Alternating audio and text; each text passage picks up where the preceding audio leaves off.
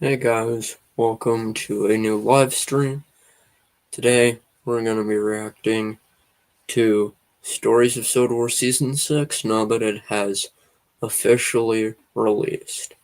So, I should probably actually get the thing up real quick.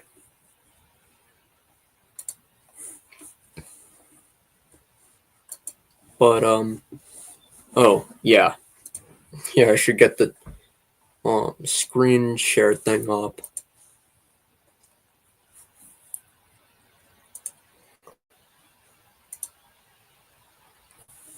And now we begin.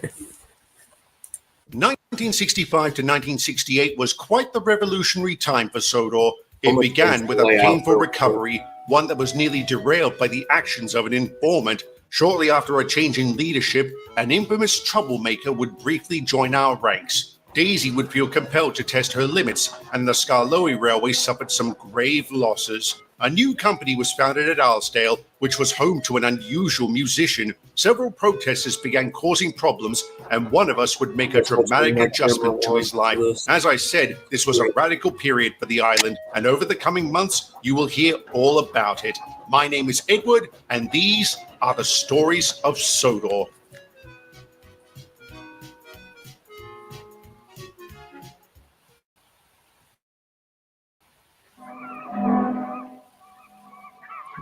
Alright, episode 1. The train, for its type, is the most powerful vehicle on land.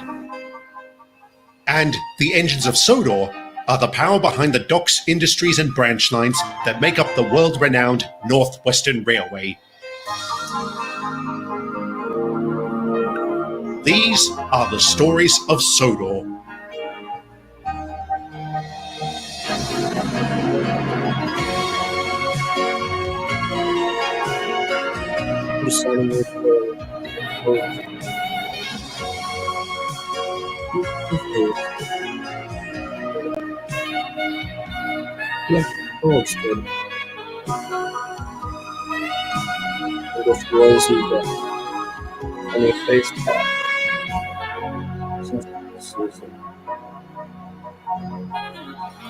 Anton is missing from the intro. It seems I still have one more story to tell from 1965. We were pretty shaken by the events of the previous months. That we had lost so many friends was a bitter pill to swallow. However, we knew they wouldn't want us to wallow in grief. They'd expect us to persevere, and that's exactly what we did. Oh, there were times the melancholy became too much. When that happened, we would talk about it with each other or our new fire and rescue chief. Yes, Derek was appointed to the position after Mickey died.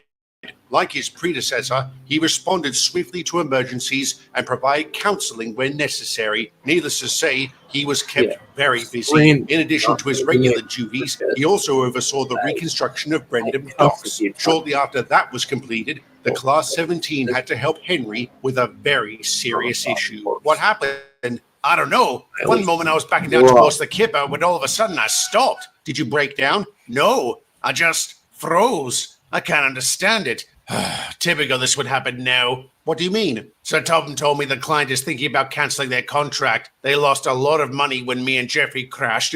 And is this the first time you've taken the kipper since your accident? Yes. Then it's perfectly normal you'd be scared. Except I didn't have this problem after my crash back in 38. You didn't? No. After I was repaired, I went right back to pulling the kipper like nothing ever happened. Does that make me a monster? Of course not. Why would it? Because a man died that time, and you nearly died this time. Like I said, it's normal you'd be afraid of something that reminds you of that. Then what should I do? Perhaps you could try shunting the kipper for the others. In a controlled environment like the yard, you could rebuild your confidence and work towards taking it again. What do you think? Sounds like a good idea. All right, we'll try it tomorrow. Will do. Thanks, Chief. Chief, it's still strange hearing that.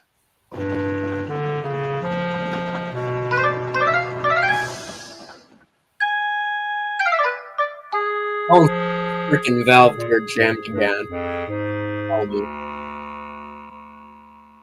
Deja vu. Tell me about it. My valve gear jammed God again. damn it. At least nobody died this time. Donald, Oh, yeah. it's all right, Derek. I don't blame myself. Just making an observation. Well, if you need to talk, thank you, Chief. In a way, I'm glad I'm here. I need to have a word with Rob. Take any word you want. It's yours. How about sorry? For what? For accusing you of your brother's crimes. I realized this morning I didn't apologize for that. Or your father. I'm so sorry. It's all right, Donald. It wasn't your fault. I've known the details of that crash for a very long time. As for accusing me of what Sean did, I can't say I blame you. Do you have any idea why he acted the way he did? He was always so troubled. Oh, wait, never mind. He got worse after he found our mother's body. And when we went to live with our uncle, let's just say he picked up too many bad habits from that drunk. How do you feel about all that? Guilty. Maybe if I tried to help him more, none of this would have happened. But when I went to work for BR, he punched me in the face. That was when I cut him off. You did the right thing. You had to take care of yourself. Even so, well, I'm here for you too. We all are. Thank you, lads. I think I'll be all right. Anyway, let's get this valve gear sorted. And Derek, you wanted me to remind you to visit the Farquhar branch today. Oh, right. Thank you, Rob. Is this because of Percy? I heard he's been a little upset lately. That may be putting it mildly. Deja vu. Let's hope not. I'm sure Mavis doesn't fancy flying down the line again. Neither do I. Oh, bog off, you two. All right, Percy, that's enough. Ever since we got back, you've been acting like a pillock. What's wrong? What's wrong? Have you gone senile or something? Thomas is dead. I'm painfully aware of that, but getting angry won't bring him back. It makes me feel better, and I wouldn't be so angry if you hadn't. What? If I hadn't what? Nothing. No, tell me, what did I... Oh shit. Percy, why did you do that? Oh wait, never mind, I know why. So an illusion of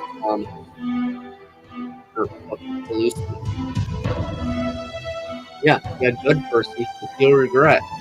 You railed a freaking coal truck. I'm sorry, I was startled. This is the third time that's happened since we got back. Is this true, Percy? So what if it is? I'm not allowed to be startled? Of course you are. Is there a particular reason? Oh, Thomas. No. All right. Let's leave this aside for the moment. Would you like to talk about the argument you had with that new postman the other day? How do you know about that? Has Terence been gossiping again, or was it Grandad over there? Grandad?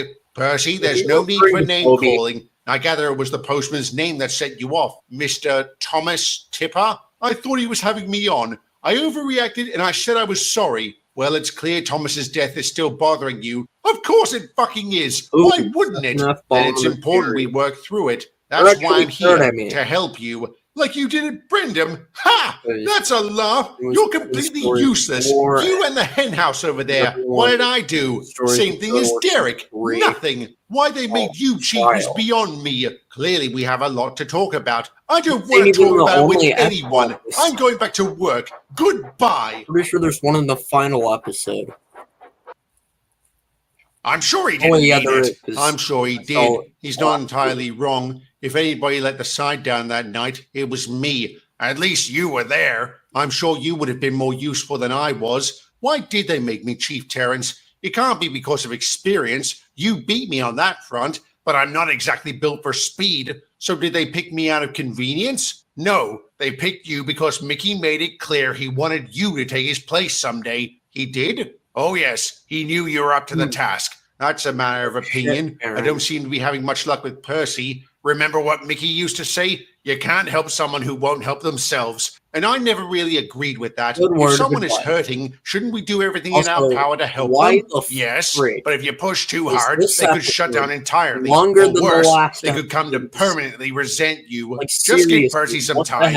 I'm sure he'll come around. And if he doesn't, we'll respond accordingly. In the meantime, I suggest we focus on Henry. Your idea sounds like a good one, only if it works. I don't know if it's gonna work. I'm gonna grab something real quick.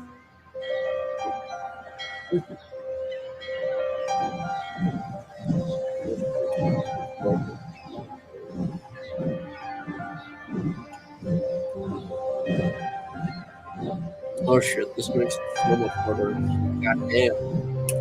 They ain't gold, so that's my cat. I'll be right back. I'm still gonna be here. Just with my camera off for a second. I'm sorry about that, Henry. Me too. It's so embarrassing. I went up against the might of the Third Reich, no worries, but a couple of fish fans has me cowering in fear. Damn. I was so sure Derek's That's idea would freaking work. wild. Oh, what a surprise. The failure's idea failed. Bust my buffers. Percy has become a horrid sort, hasn't he, Annie? Oh, yes, Clarabelle. He's dreadfully rude. I feel quite ashamed. So am I. Really, Henry? You too? What do you expect? I heard you've been acting like a pillock. I know you're angry about Thomas, but shh, keep your voice down. What for? The passengers. This is a rail tour after all. Oh, no Percy, shit, it's a Thomas's rail death tour, made Percy. national headlines. I'm sure they know, but maybe the children don't. So what are you going to do if they ask about him? Lie? If I have to, well, here's your chance. Hello there, I'm Percy. What's your name? Hank? Where's Thomas? Doesn't he pull Annie and Clarabelle? Yes, he does, but he's... Oh, Percy, what the hell? You're not supposed to do that. We're taking a passenger trip. Actually, you're not supposed to do that at all. Hopefully nobody got hurt. It's a miracle nobody was hurt, but you can be sure they demanded their money back. Spare me, Toby. Sir Topham already gave me an earful, and whatever you have to say, Derek, you are going to listen to. I was prepared to wait and see if you would come around, but not anymore. For your safety and everyone else's, we need to bust my buffers. Go away! Who are you talking to? Thomas, no one. Going up. You're ruining Percy's life. Percy, have you been seeing Thomas? No, you have, haven't you? Bloody hell. Why didn't you say anything? Because I know he's not real. It's all in my head. What does he do? Nothing. He just stands there. And I blame you two for this. What did we do? I wanted to help Thomas, but you told me to stay. We had to contain the fire. It was contained, Toby. And when the Krakatoa sank, it went out completely. I couldn't have known she'd keel over right then. Neither could you. Well, maybe you could have gone to help Thomas if you hadn't been covering for Derek. I didn't force my motor to fail. It just did. Believe me, I wish I could have done more that night. I'm sure we all do, but we did our best. If that was true, nobody would have died, least of all your best friend. Exactly. Why did he have to die? Mickey used to say when it comes to tragedy, you should never ask why. You drive yourself mad trying to come up with an answer. Then what can I do? What you're doing now. Talk about it with those who care. I'm sure Toby does. Absolutely. I know how you feel, Percy. I'm devastated about Thomas, too. I knew him for a very long time, and I know he wouldn't want us arguing about his death. You're right. You wouldn't, would you? Bust my buffers. I'm talking to an illusion. I've completely lost the plot, haven't I? Then let's help you find it again. I'll be seeing them again tomorrow. We've got a lot of work to do, but I think they'll be all right. I'm sure they will too. Well done, Chief. I knew you could do it. Half do it anyway. My idea for Henry didn't work. Maybe we need to try a different approach. Or maybe I need to learn more about his first accident with the Kipper. You were around for that, weren't you? Is it true he didn't have any problems taking it after he was repaired? Yes. In fact, he was eager to get back to it. How did he feel about Mr. Creedy's death? He was devastated, but not so devastated he wouldn't take it. He was devoted. Now that I think about it, almost everything that's happened this year can be traced back to that crash. Maybe he's feeling guilty about all of that. If that's the case, I know just the man who can help. Oh, morning, Rob. What are you doing here? Derek asked me to come along. Why? Because I think it's time you two had a talk. I gather you haven't actually spoken about the accident that killed Rob's father. Bust my buffers. You're right. I'm sorry, Rob. I'm so sorry. It's all right, Henry. I don't blame you or anyone else for what happened. You don't? How? It's because of me you ended up with your uncle. It's because of me your brother came after us. No, it isn't. All of that happened because of bad weather and bad luck. It wasn't your fault. I forgive you. Oh, thank you, Rob. You have no idea how much that means to me. You're a good man. I'm sure you take after your father. Did you know him? No, I didn't. Maybe that's why you didn't have any problems taking the kipper afterwards, Well, because the obviously victim Henry wasn't didn't known to know. you. That doesn't make it any less tragic, but the death of a Henry stranger is bound to impact you less than that of a Henry's friend. knowing And Lauren. Jeffrey was your friend, wasn't he? He was. And I remember what you said after he died. Do you really think it should have been you? I don't know. God, I'm a mess, aren't I? That's why I'm here, to help you through it. But before we talk, would you mind fetching the kipper? Sure thing. Hopefully this goes well this time.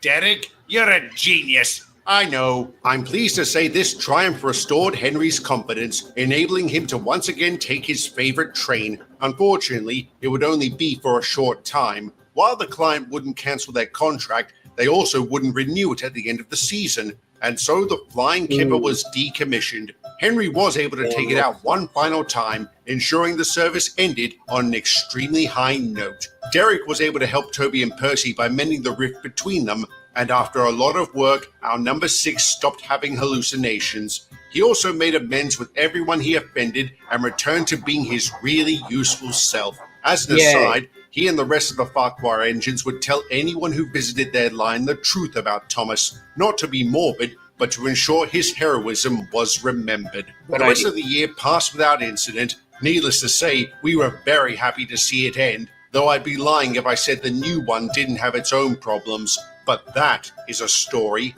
for another day.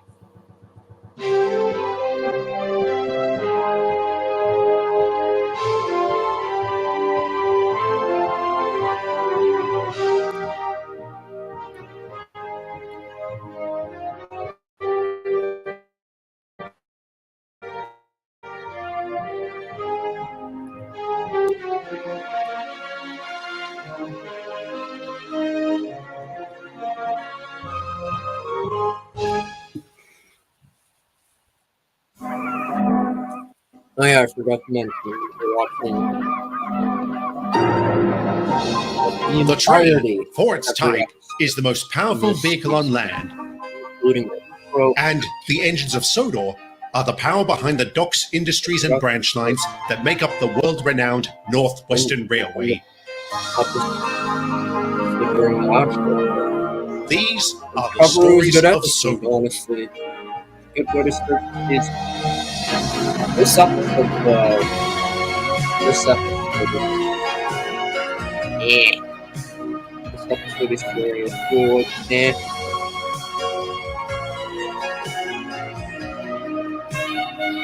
Okay, camera's gonna be turning back on.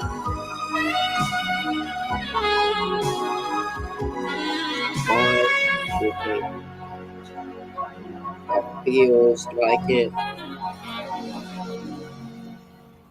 It should go without saying that 1966 was warmly welcomed on Sodor. By this point, we had begun moving on from the events of the previous year and settled into a new normal. We were also kept very busy. On that note, it may surprise you to learn that despite our losses, our performance wasn't adversely affected. Something I failed to clarify in my last batch of stories was that Barry unofficially became Jeffrey's replacement after his rebuild, and when Peter died, Francis took over for him. Both engines were a real asset, but unsurprisingly, only one did all of his jobs without complaint. Oh, the shame of it. Give it a rest, Frank. My name is Francis, you cretin. Seymour, can you please bolt a metal plate over his mouth?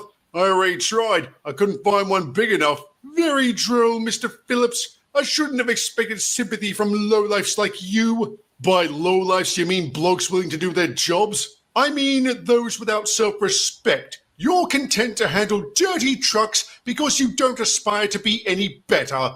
And how would pulling coaches make us better? They would endow you with a level of prestige unattainable through goods work. How many truly famous freight trains can you name? The Flying Kipper. Ah, Sir Topham, just the man I wanted to see. You can save your breath, Francis. I'm not taking you off goods trains. But, sir, this is intolerable. I was not built for such degrading work. There is nothing degrading about doing your job, even if the task in question is beneath me. Because you're an express engine, so are Gordon and Reginald, but they pull the Francis, occasional it's goods gotta be train. me The first. operative word being You mouth occasional. off to Sir I've been Papa. handling trucks for the past week. And how long has it been since you pulled coaches, Barry? I don't know, sir, but I'm happy to do whatever you need. That's good, because there's an station upcoming is rail that? tour in need of an engine. You want the job? I know Yes, the sir. shoes all ain't Thank you, sir. napkin. What? Why does he? Because I reward good behavior. And if you Oh, open it's your a mouth different again, sound. you'll be handling trucks from now until I remember Christmas. now.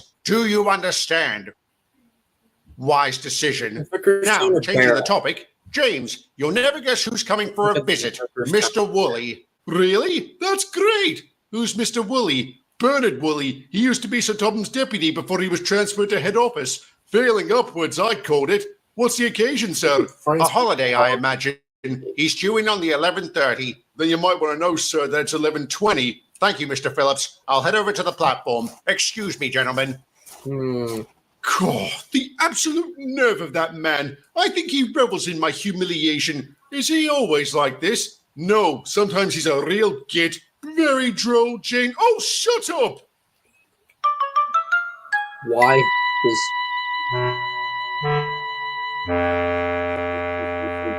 Oh, this is wonderful. I feel like I can actually breathe again. Miss the old place, do you? Every day. You're always welcome to come back.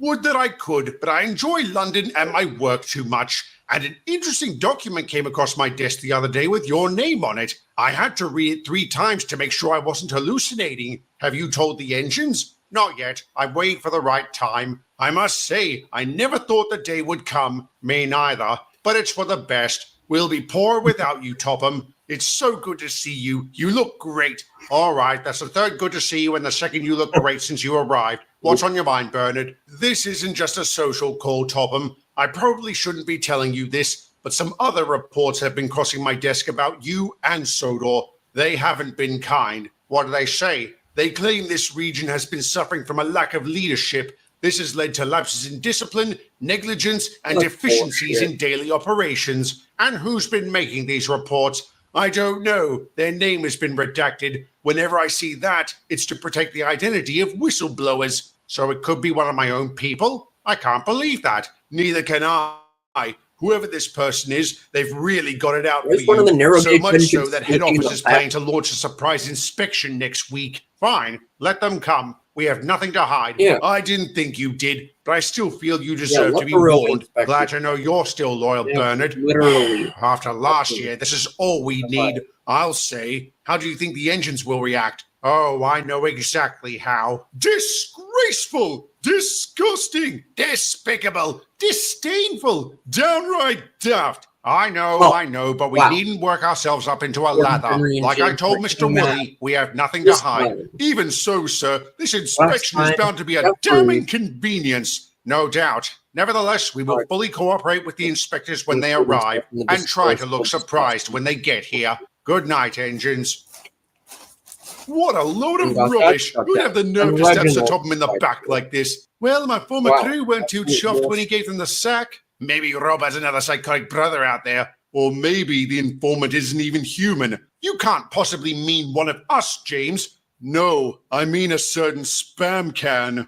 Come on, James. Frank's a git, but I can't see him doing this. Why not? They've never gotten along. And he blames Sir Topham for constantly putting him on goods trains. Exactly. Even if it is him, how do we prove it? We watch him, especially when he's talking to the workers. He obviously couldn't have written the reports, but maybe he has an accomplice. And if it is him, we expose him for the rat he is, assuming nobody wants out. No? All right, we'll start watching him tomorrow. And remember, the most important thing is to be stealthy.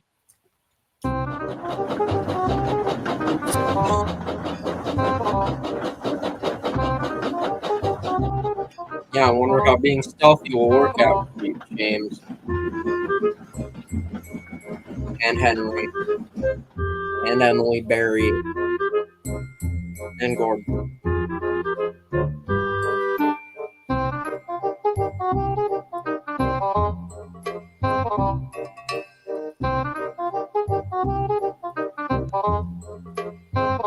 Caught in 4 freaking over HD.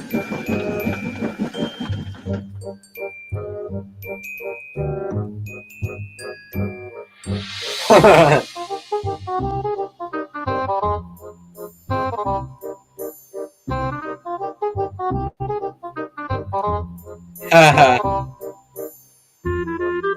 got caught too.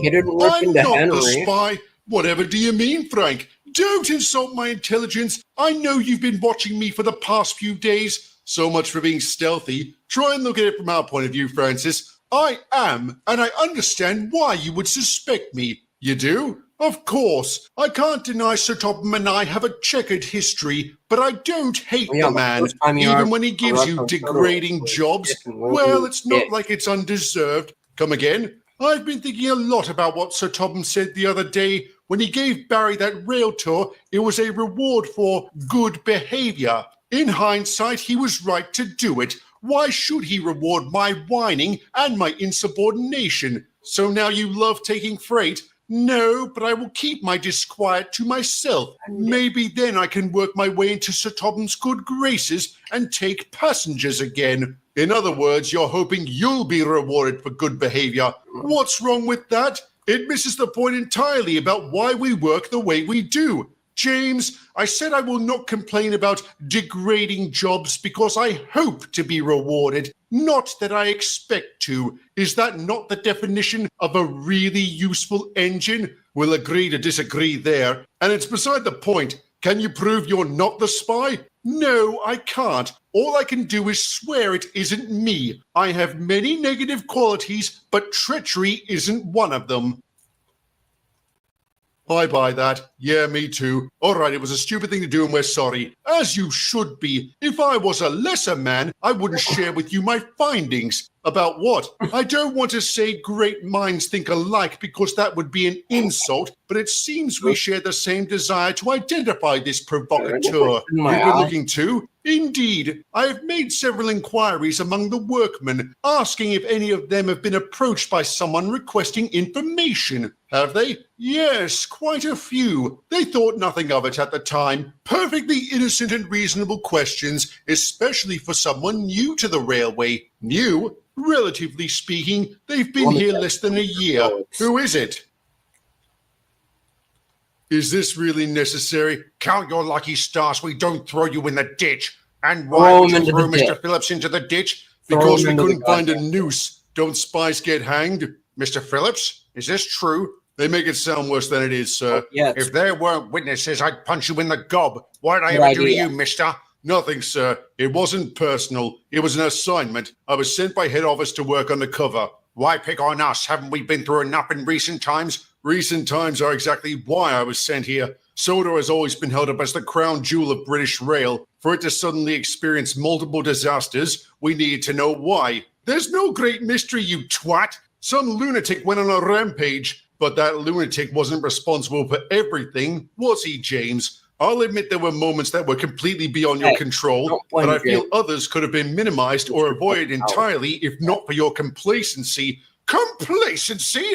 Yes, you've all become too comfortable working under such lax conditions, and I'm afraid the blame for that must fall on leadership. Oh, poppycock! So Topham's leadership is the reason we survived last year so well. Anyone who says otherwise is a damn fool. And your flagrant disregard for regulations? We disregard nothing. We always follow procedure. Maybe not religiously, but we never compromise on safety or efficiency. Well, let's hope the inspectors agree with you. Can I assume you know about them? You can. Tell them we're ready for them. Just do it in person. Pack up your cloak and dagger and get out. Whatever you say, Sir Topham. Git. That was a nice thing you said, Francis. Indeed. Thank you very much. There's no need to thank me, Sir Topham. All I did was tell the truth, nothing more. And I'm so sorry you've had to suffer such an indignity. And I'm sorry you had to suffer the suspicion of your colleagues. You know about that? Mr. Phillips knew how to be stealthy, Henry. You did not. Do you know what I'm going to say next? You'll talk to us later? Got it in one, James. Then you should just talk to me, Sir Topham. It was all my idea. I'm sorry, Francis. It's all right, James. I admire your loyalty. That being said, please bear in mind, gentlemen, that I still hate you. Fortunately, he his wrath long enough to provide a positive statement to the inspectors when they arrived. They spent the next week combing our records and interviewing every animate object on railway grounds. At first, we feared they had some sort of agenda, but it became clear they were looking for the truth, not a scapegoat. Indeed, they were very tactful in their questions and took our answers to heart. Once they had gathered all the facts, they left to file their final report. What it had to say is a story for another day. Ooh. Oh. That episode was a boring piece of shit.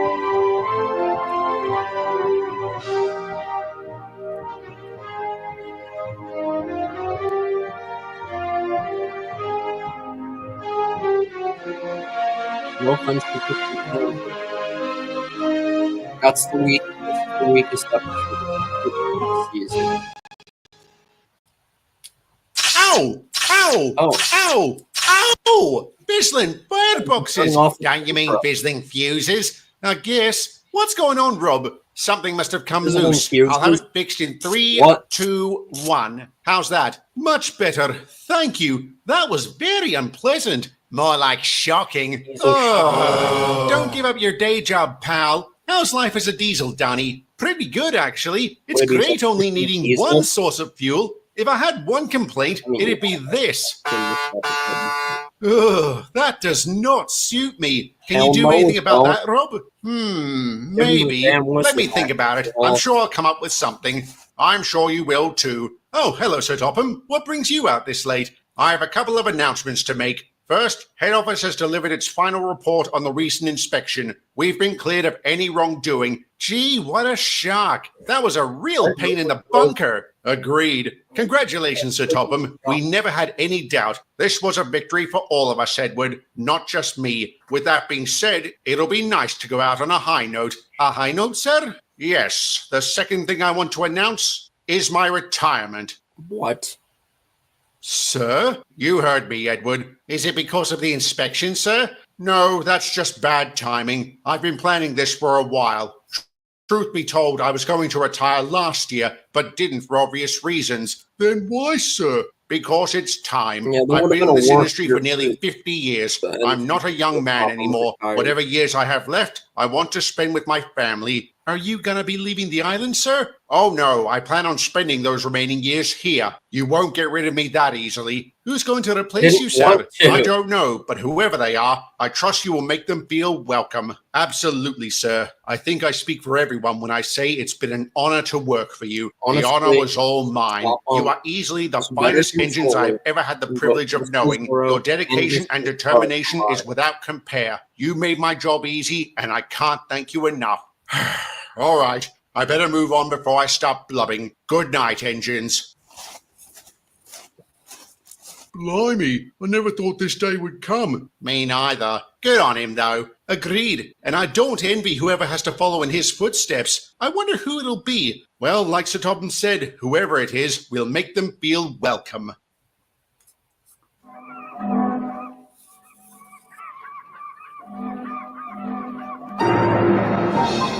The train, for its type, is the most powerful vehicle on land. And the engines of Sodor are the power behind the docks, industries, and branch lines that make up the world-renowned Northwestern Railway. You're going to be a good episode. These are the stories of Sodor. One time.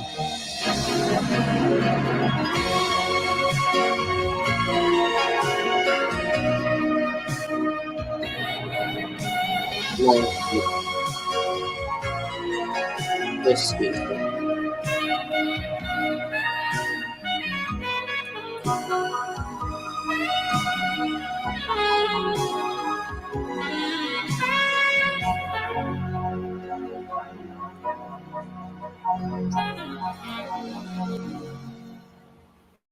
Naturally, everyone was shocked by Sir Topham's decision to retire. Oh, there's it was Reginald. Inconceivable that he ever would. Nonetheless, we were very supportive and did everything we could to ensure his final weeks ran smoothly. And I'm pleased to say we were successful. There were no major issues and everything ran like clockwork. On his last day, a massive party was held to celebrate his accomplishments and to wish him well. Not long afterwards, our new controller arrived. Good day, engines. Allow me to introduce myself. My The name is other Ronald engine Watson. on the- How do you do, Mr. Watson? Welcome to Sodor. I'm Edward. This is Bruce and Rosie. Hello, sir. Hi there, sir. Nice to meet you. Likewise. Is something wrong, sir? I wouldn't say wrong. I'd heard many of the engines in this region were a little long in the tooth, but to see you for myself. Some of us may be getting on in years, sir, but we're all as sprightly as the day we were built. I assume that also means none of you have thought about retiring? No, sir. Pity. And why is that? Never mind. Tell me about this yard. Where is all this traffic coming from?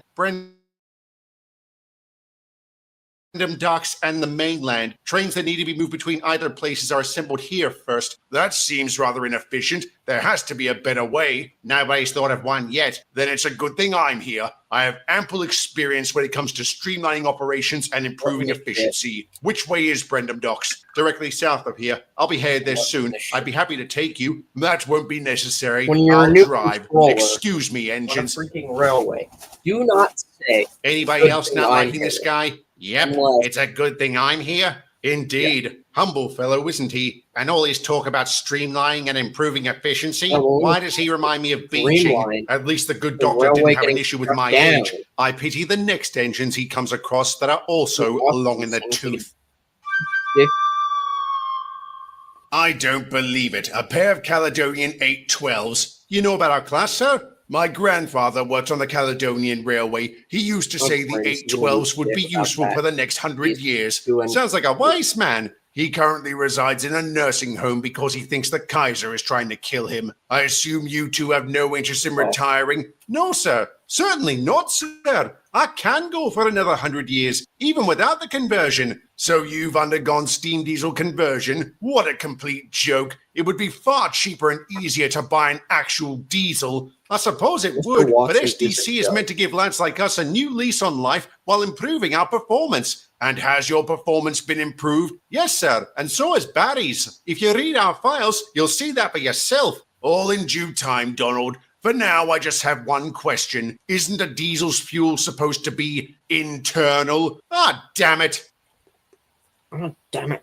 He was so smug after that. Sounds like Watson. You know him? Oh, yes. He's BR's financial hitman. Anytime a region is underperforming, head office sends him in. Efficiency and economies are his bread and butter. Doesn't sound like he's too fond of steam diesel conversion. He's not. Back in 62, I first submitted SDC to BR's new projects panel. He was the chairman. He was very much against it. Called it a senseless waste of time and resources. Interesting, especially the part about his close ties to head office. Why's that? Well, I find it strange they'd appoint one of their lapdogs to a position so soon after an inspection targeted at his predecessor. You think they were trying to force Sodor out to make way for him? There's coincidence, and then there's opportunity. I don't know. If they were trying to give Sodor the boot, why didn't they?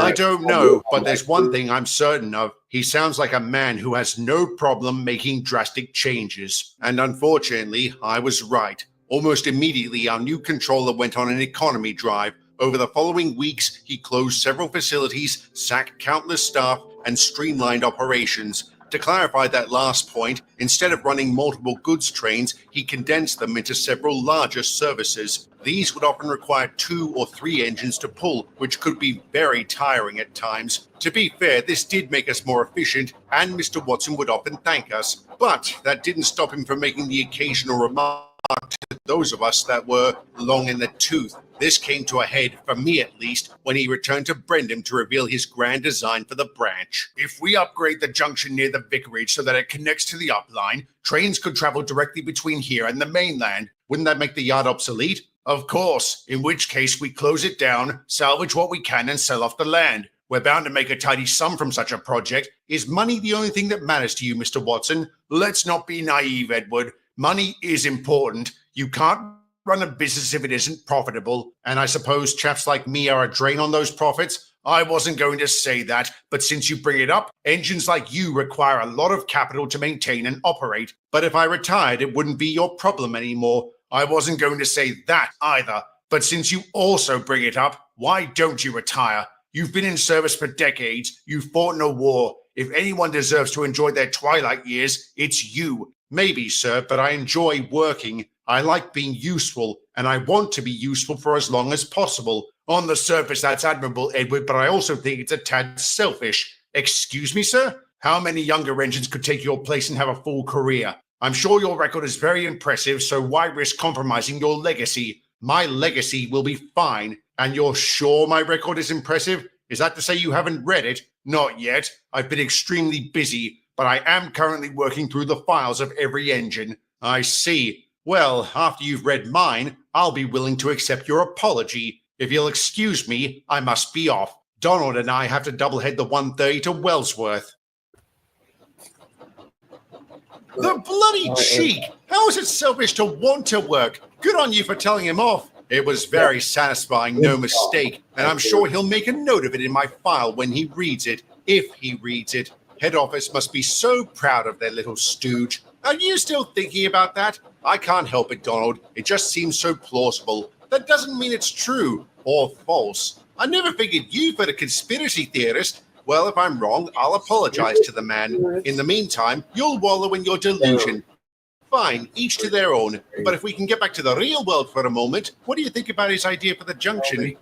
I hate to say it, but it's a good one. I'm surprised nobody's thought of it before. I do feel sorry for the chaps that'll lose their jobs at Wellsworth. All of them? All right, maybe not all. Holiday time coming for...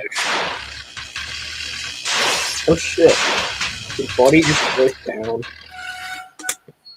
Ah, Fislin, fuses. What happened? My generator failed. Can you restart it? No, it's completely dead. I'm sorry, Edward. You'll have to go ahead and get help. I'll go ahead, all right. Edward, what are you doing? You can't pull me in this tree on your own. Watch me.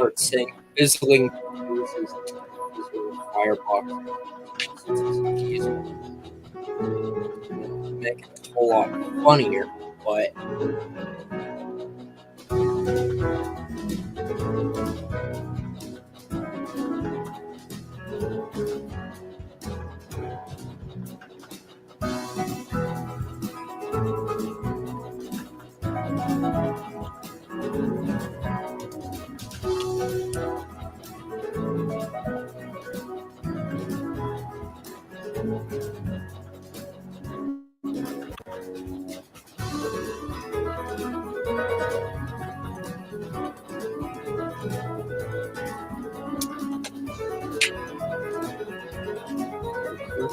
on mute. There's something to go.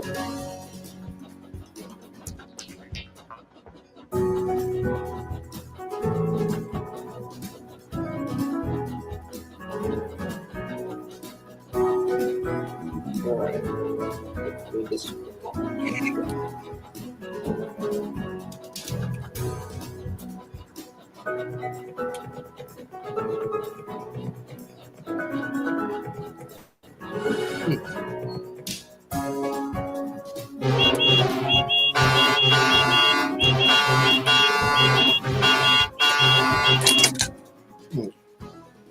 Goodness, Donald, I should start charging you rent. And if I'd paid for the conversion, I'd demand a refund. What's going on, Rob? Why am I having so many problems? Barry didn't. I think we got lucky with Barry. Not to mention he is considerably younger than you. So it might not work for older engines? Watson's going to love hearing that. Hardly. Is that what you're saying, Mr. Hall? It's possible, sir. It's also possible these are just teething problems. With enough time and the proper budget, I'm sure we can resolve them.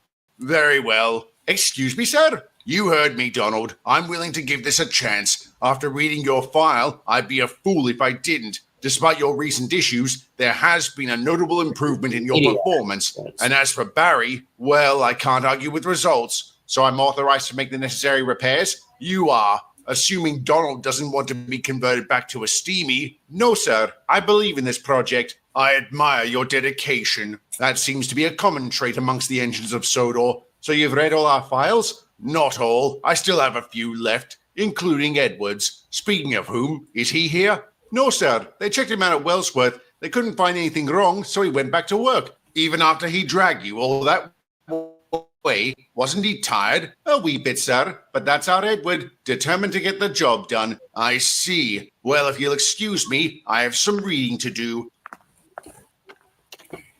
He's surprisingly reasonable. I'll say he almost comes across as human. I wouldn't go that far. You think you can fix me, Rob? Yes. With a little tinkering, you'll be right as rain. I'll start with your whistle.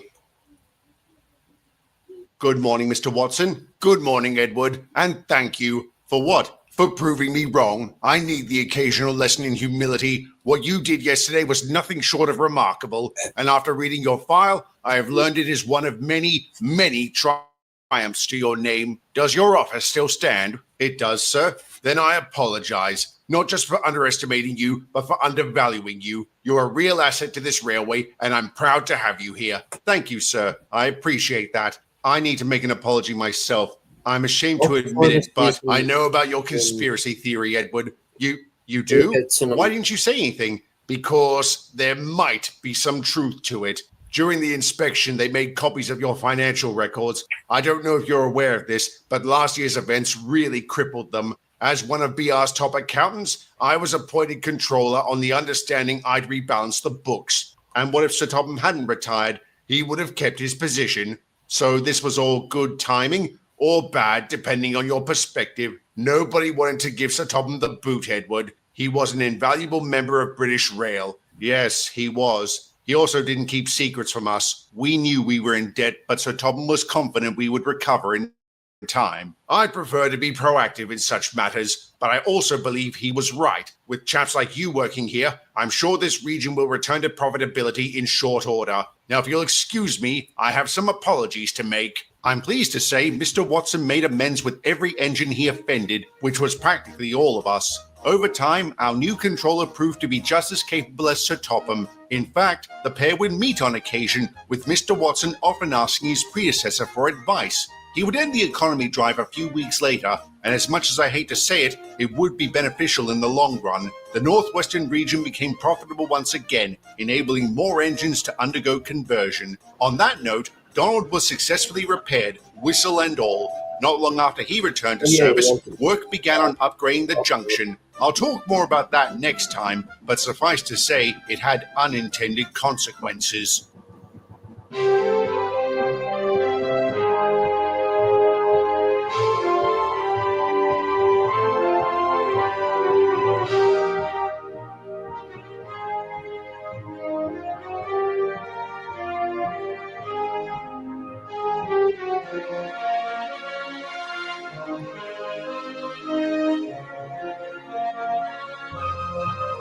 And that was episode 3, Leadership. Best episodes in the season. Oh, wait. I know what episode 5. The train, for its type, is the most powerful vehicle on land. Episode 4, And Trouble the engines of Sodor are the power behind the docks, industries, and branch lines that make up the world-renowned Northwestern Railway. These are the stories of Sodor.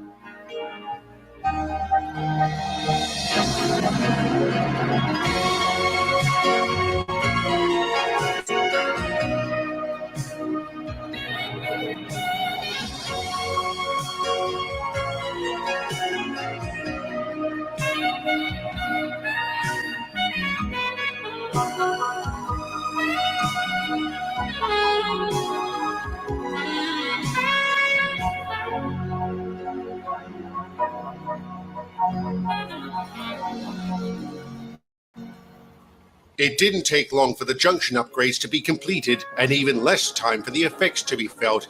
Now that trains could travel directly between the Brendan branch and the mainland, our productivity increased dramatically. Our efficiency was further improved by the addition of new track at the docks and the yard at Barrow.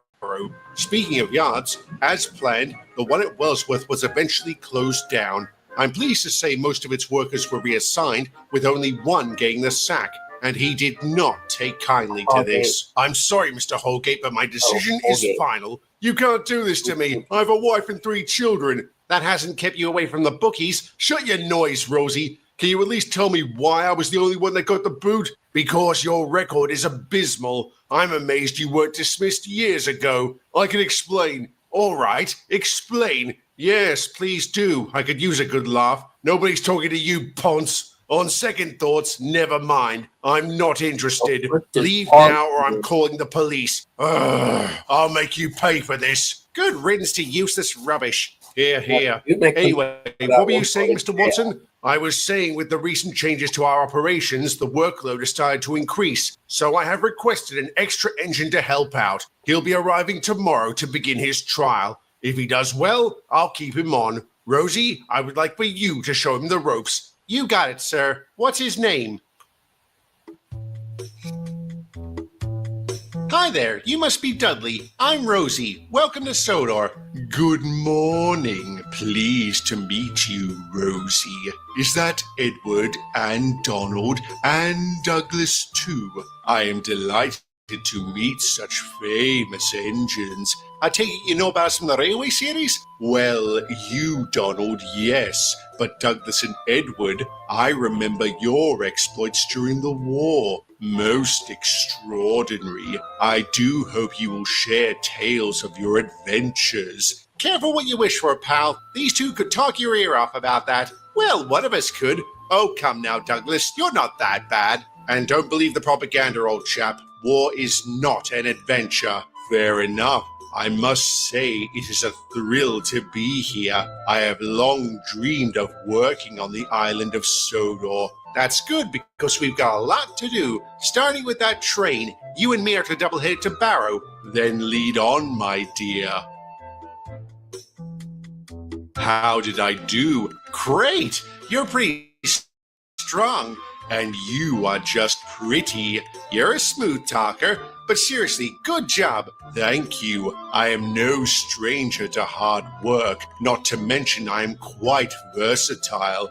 Passenger trains, freight trains, I've done it all. And I've done it extremely well. You making a sales pitch? I know I'm here on a trial. If I wish to stay, I need to prove my worth. You're better off doing that through actions and not words. We don't really like boasting around here. I apologize. I didn't mean to sound boastful. Don't worry about it. You ready for the next job? Absolutely. What is it? We've got to take a return train to Brendam. Since you did so well coming here, you want to take the lead going back? Such an offer is like your face. Too lovely to ignore. Oh, you. Hello, Rosie. Hey, Boko. Hi, Tony. Hi, Rosie. Who's this?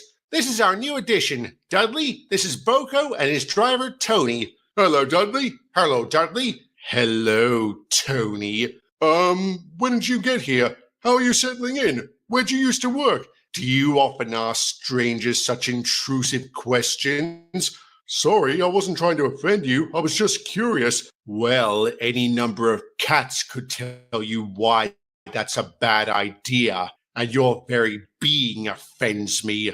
Can we collect our train and go, please? Sounds like you two had an eventful run. Tell me about it. On second thoughts, you tell me about it. What the hell happened with Boko? All he did was ask you some questions. It was not his business to ask them. So if I did the same thing, you'd threaten me too? It was not a threat. And no, I wouldn't react the same way. You I like. His kind, not so much. What do you mean by his kind? Oh, I think I know. Well, well, well. If it isn't Devious Diesel, I've heard so much about you. First of all, the name's Bruce. And second, if you're talking about the railway series, I'm talking about the Big Four. I worked for the LNER back then. You were infamous for your schemes and tricks. I'm not that mongrel anymore. I doubt that very much. Your kind is inherently deceitful. There you go again. What are you talking about? Isn't it obvious? He doesn't like diesels. Is this true? What's to like? They are vile creatures that steal jobs from proper engines like us. Like you mean? What are you? Why do you sound like, wait, don't tell me you got steam diesel conversion? Let yourself like that. I don't have to explain a damn thing to you. Excuse me, I need to see a coach about a train. Care to join me, Bruce? You bet. Welcome to Sodor, by the way. Shut it, Weasel. How can you stand those things? Those things are my friends. Prejudice is another thing we don't like around here. Prejudice. If you want to stay, you better get over it. What did he say then? He just asked what our next job was. We didn't really talk much after that. How did you know he didn't like diesels? I recognized the look. I got it from the steamies that worked on the Hauzowen branch. They thought I was there to steal their jobs and all that rubbish. At least you didn't hold a grudge against steamies for that. If I hadn't been sent here, maybe I would have. In that case, I wonder if we could help, Dudley. I don't know. I remember when you first showed up, Bruce. You were more wary of steamies than hateful. Dudley, on the other hand, there's not much else we can do, Donnie. Ignoring him probably won't help, and I don't think me telling him to just get over it will do much. We should at least try, I guess. What have you got in mind? Hey, Bruce, sorry to interrupt, but can you do us a favor and move these vans? They shouldn't be here. Yeah, sure, no worries. Never heard that name before.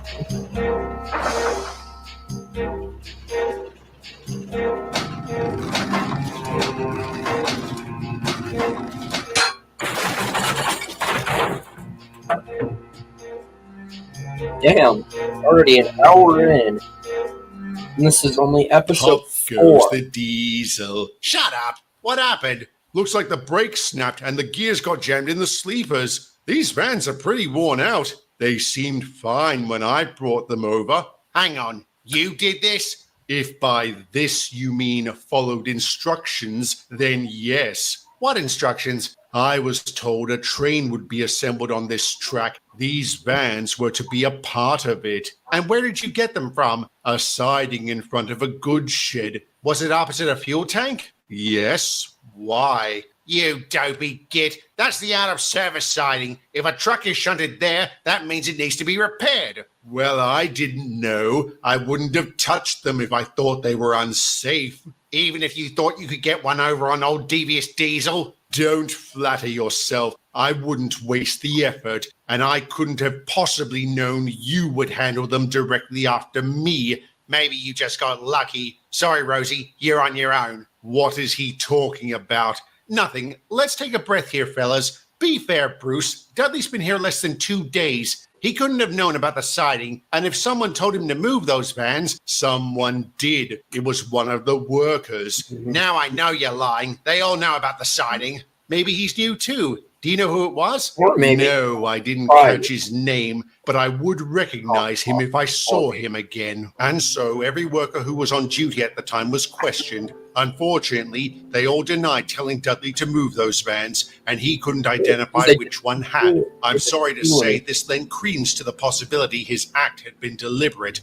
It didn't take long for this belief to spread. As a result, many of us were wary about working with him. Again, I'm sorry to say, this constant suspicion caused him to lash out, mostly at the diesels. What are you looking at? What are you anyway? A diesel rail car? You look like a motorized coach, and proud of it, I provide my passengers with a most sumptuous ride. Is that all you can do? Take passengers? Hardly makes you useful. I am useful, thank you very much. Oh, can you pull trucks, bank a train, or even shunt? I don't know. I've never tried. I'm not exactly built for that kind of work. Well, I can do all that and more. So you're a jack of all trades but a master of none. Better that than a master of one. At least Daisy is actually mastered shit. Dudley the dumb. What is it, Rosie? I wanted to try and help you get over your hatred of diesels, but now I realize you're too much of an asshole for me to bother. Is that what the weasel meant? Were you trying to convince him and the others to be nice to me? You were wasting your time. Their kind are incapable of being pleasant. And so are you. I think it's best we work apart from now on. You can take this lot to Barrow by yourself. Another offer too lovely to ignore. You are most generous, my dear.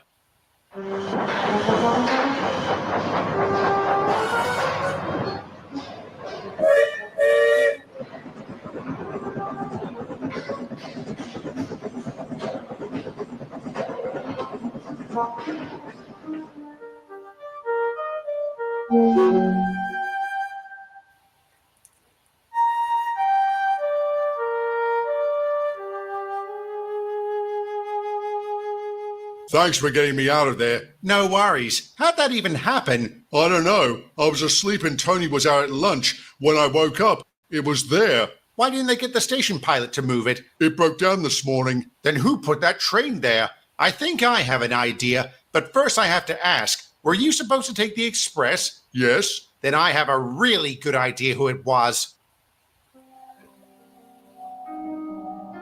You admit to boxing me in? Not intentionally. With the station pilot out of commission, I was asked to do some shunting. That siding was the only one available. I had no idea you were asleep in the one next to it. Typical. A diesel being lazy while a proper engine does all the work. Oh, give it a rest, will you? How'd you end up taking the express? Yes, that's what I want to know. When Boko didn't show up, sir, the yardmaster asked me to cover for him. I didn't show up because you trapped me. Again, it was unintentional, and I apologize for that. Ugh, apologizing to a diesel. How revolting. So is your record. I finally received it today. I was wondering why head office had been so slow sending it. Now I know. If I had read it beforehand, I wouldn't have let you within 100 miles of here. I've made mistakes, sir. What about your 2 convictions for assault? Were those mistakes? No, sir. I lost my temper, but in my defense, I was provoked. Let me guess, they were diesels. They were. I'm sorry, Dudley, but your intolerance has become insufferable. I'm ending your trial and will be requesting your immediate reassignment. You can't do that. I'm the main reason this line hasn't been buried in trains. You overestimate yourself, Dudley. Every engine here has pulled their weight,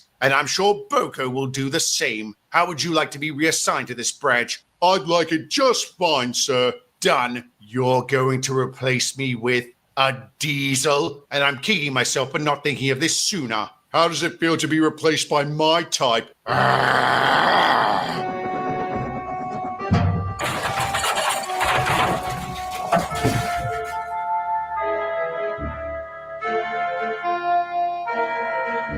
Oh, God. What have I done? I'm sorry. I didn't mean... I don't want to hear it, Dudley. I'm calling the police. Regardless of what they do to you, I don't ever want to see you in this region again. But... fine. Your loss.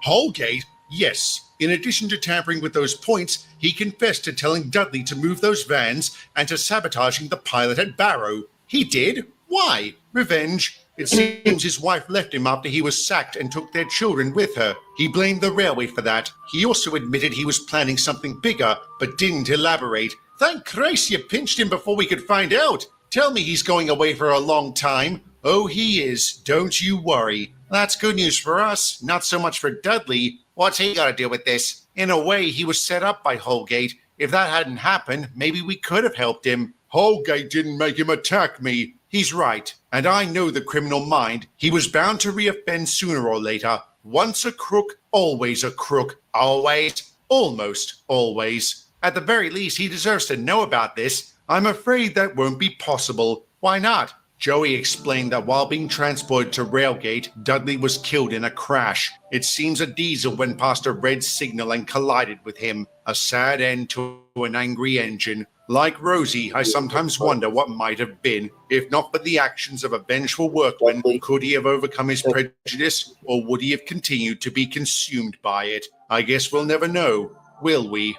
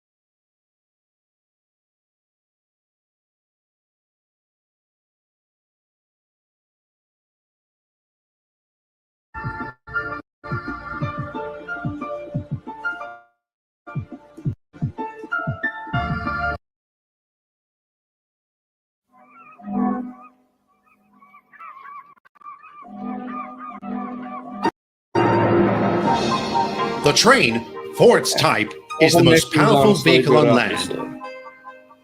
And the engines of Sodor are the power behind the docks, industries, and branch lines that make up the world-renowned Northwestern Railway. These are the stories of Sodor.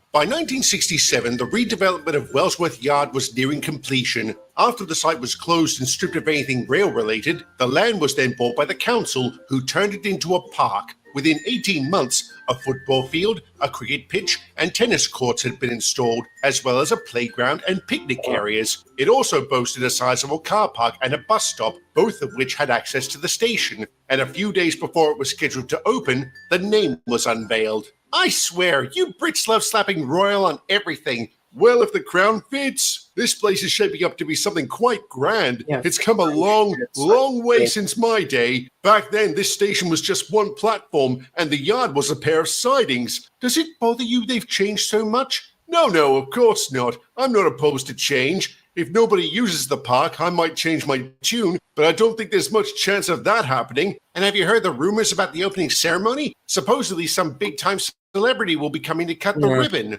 Who? No idea. It's all very hush-hush. Even Terrence's contacts can't find out anything. How often does that happen? Ah! Bust my buffers! Are you all right, Daisy? Yes, darling, I'm fine. I'm still getting used to this radio. Oh yeah, Watson said he was going to give all of us radios to improve communication. Boko got his the other day. Not a bad idea, really. No, it's not. That's another thing that's come a long way. I can remember listening to the first radio broadcast back in 1920. We all thought it was magic. Well, this magic can be a little startling when you're trundling along and then it suddenly squawks to life. Just now, James was informing Control he was leaving Vickerstown. And Reginald has arrived at Knapford. And Boko has stalled on the hill. Wait, what? Boko, this is Daisy. Did you say you've stalled? Yeah, my wheels slipped during the climb and now I'm stuck. I need a banker. Not to worry, darling. I'll be right there. You? Is that a problem? No offense, Daisy, but can you do that? We'll soon find out. I'll be there in a jiffy. Over and out. Are you sure about this, Daisy? I mean, can you do this? I think so. I did help transport Derek to the works once. Yeah, with James's help. Maybe I should go instead. Nonsense. You and Brian have a rail tour to attend to, and you've got passengers on board. Exactly. I'm heading in the same direction as Boko. I can assist him and get my passengers to their destination at the same time. We all know how much Mr. Watson values efficiency. Besides, I need to see if I can do this. Are you sure about this? Yes, Boko, I am. On my count. 3, 2, 1.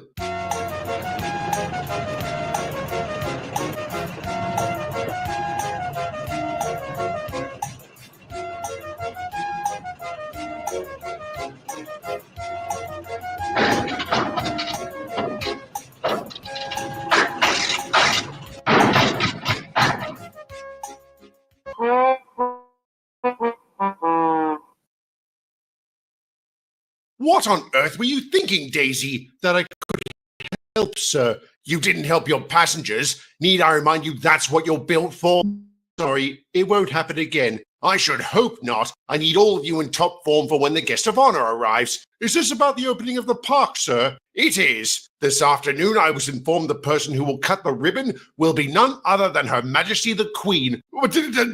Really, sir? Really, James? I understand this won't be the first time she's visited Sodor. No, sir. She came here as part of her coronation tour back in 1953. Gordon and I each had the honor of pulling the Royal Express. And at Her Majesty's suggestion, we took turns racing between Aylesbury and Barrow to see who was the fastest. And who was? It was I, sir. But Her Majesty said she'd be open to a rematch if she ever came back. And this time, you're going to eat my dust, Gordon. If you say so, Reginald. Well, may the best engine win. The Queen will arrive on Thursday and will remain on Sodor for a few days afterwards. She's scheduled to visit several locations around the island and the railway. So needless to say, I expect you all to be on your best behavior.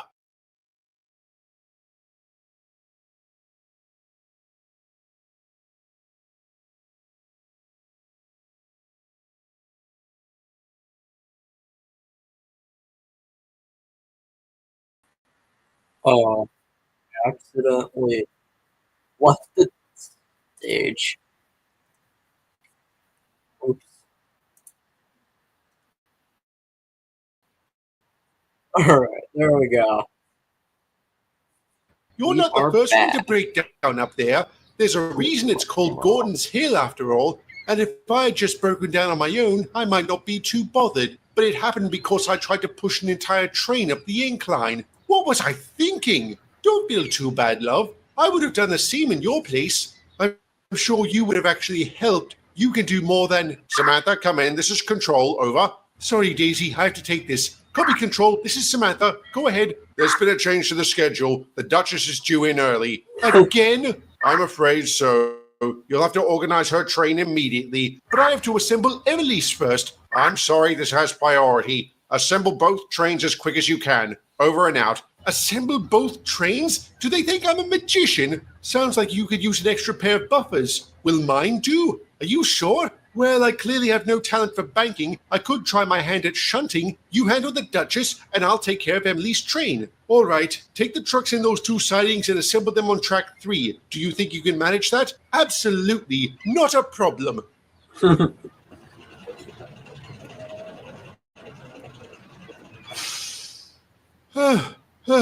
Perhaps I spoke too soon. Oh, there's the other half of my train. Sorry, Emily. I'll be right there. Daisy, are you playing shunter now? I'm not playing, Emily. I was just trying to... Daisy, this is Control. Confirm your whereabouts. Over. Copy, Control. I'm at Knapford Harbour assisting Samantha. With shunting? Yes, she needed help. And your passengers need you. You're late to collect them for the 8 a.m. commute. Oh, no.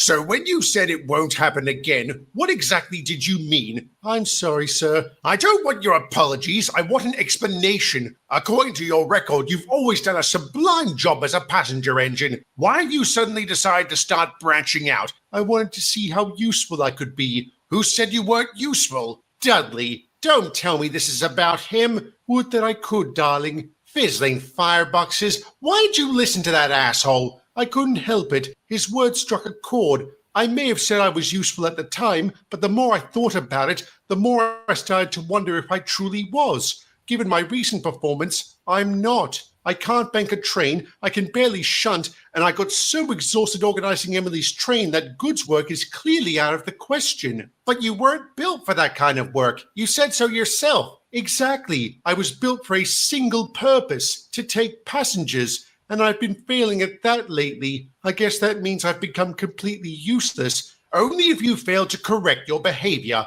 I'm sorry you're feeling down in the dumps, but for the sake of your passengers and the railway, can you please stick to your primary duty?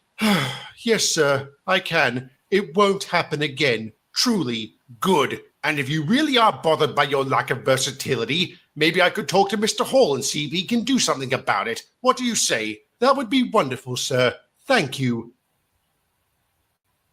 I shudder to think what the mad lad might cook up. Whatever it is, I hope it works. It must be hard wanting to do more but not being able to. You're right about that, but the important thing is to be content with your limits. You talking from experience? Oh yes, I went through the same phase as Daisy. I tried to be more useful. It ended badly. How badly? Hello, Rosie. Brian. Hello, Daisy. I heard you've been having some problems. Yes, I've been making a complete fool of myself. I know the feeling. Did I ever tell you about the time I tried to double as a box van? No. What happened? It wasn't long after that radio broadcast. I was on the mainland by then. I was in a siding chatting to a truck. He was talking about all the things he'd transported over the years. I then realized the only thing I'd ever carried was a guard. It made me feel kind of useless. So the next time I was attached to a goods train, I insisted the lads load me up, which they did. The problem was I was carrying more weight than usual. So when the train started off, my coupling broke. They not only had to find another brake van, but transfer the cargo I was carrying into another truck. By the time the train left, they were nearly an hour behind schedule. Your manager couldn't have been too happy about that. Oh, he wasn't. I explained why I did it. He was still ticked off, but he gave me the best advice I've ever heard. Let your limits become your strength. So I did. I dedicated myself to being the best brake van I could.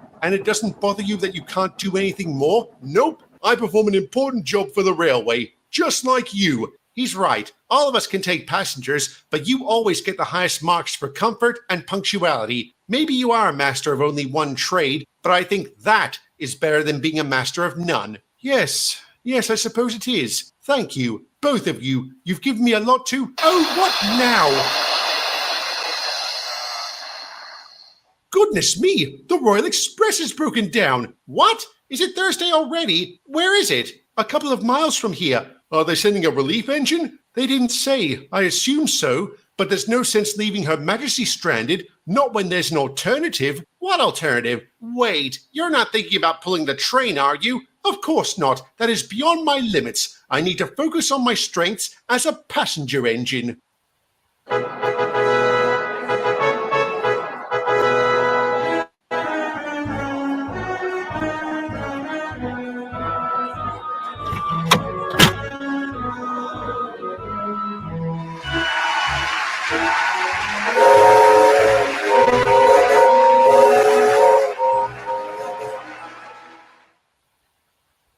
I cannot thank you enough for coming to my rescue, Daisy. It was my pleasure, ma'am. I hope you enjoyed the trip.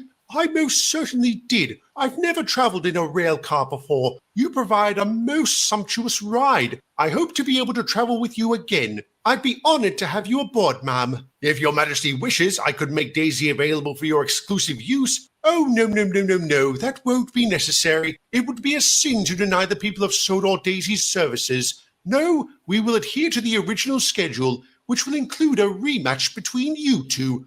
Oh, thank you, your majesty. Reginald and I would be thrilled. And if I may say, ma'am, I intend to win. Well, good luck to the both of you. May the best engine win. Now, if you will excuse me, I will retire for the evening. It's been a very long day. Of course. Good night, your majesty. Good night, everybody. Well done, Daisy. Indeed. Perhaps you ought to have a crack at pulling the Royal Express. Oh no, like I told Rosie and Brian earlier, that is beyond my capabilities. It doesn't have to stay that way. I spoke to Mr. Hall. He said he could probably whip something up to improve your speed and your strength.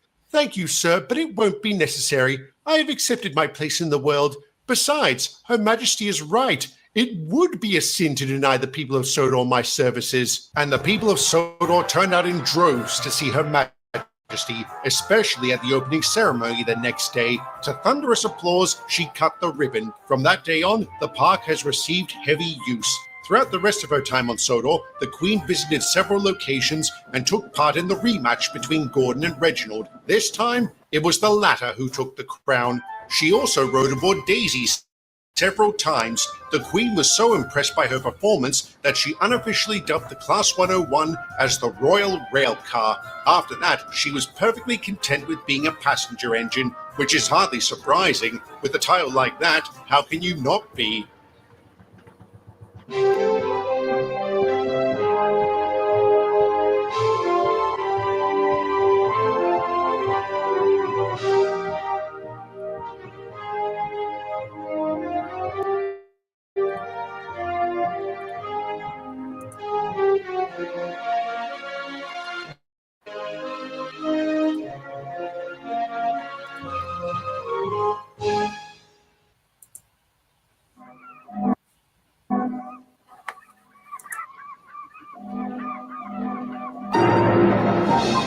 The train, for its type, is the most powerful vehicle on land. And the engines of Sodor are the power behind the docks, industries, and branch lines that make up the world-renowned Northwestern Railway.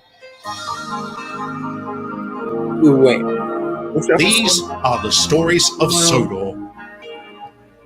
Boy, this is losses.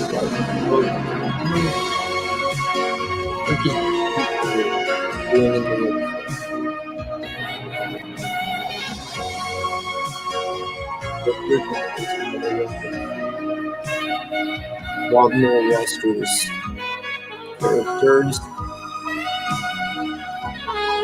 in this series, like what he did with like Peter, Adam, Colin, and Lily. In a previous story, I basically described the Vickerstown Road Bridge as a double-edged sword.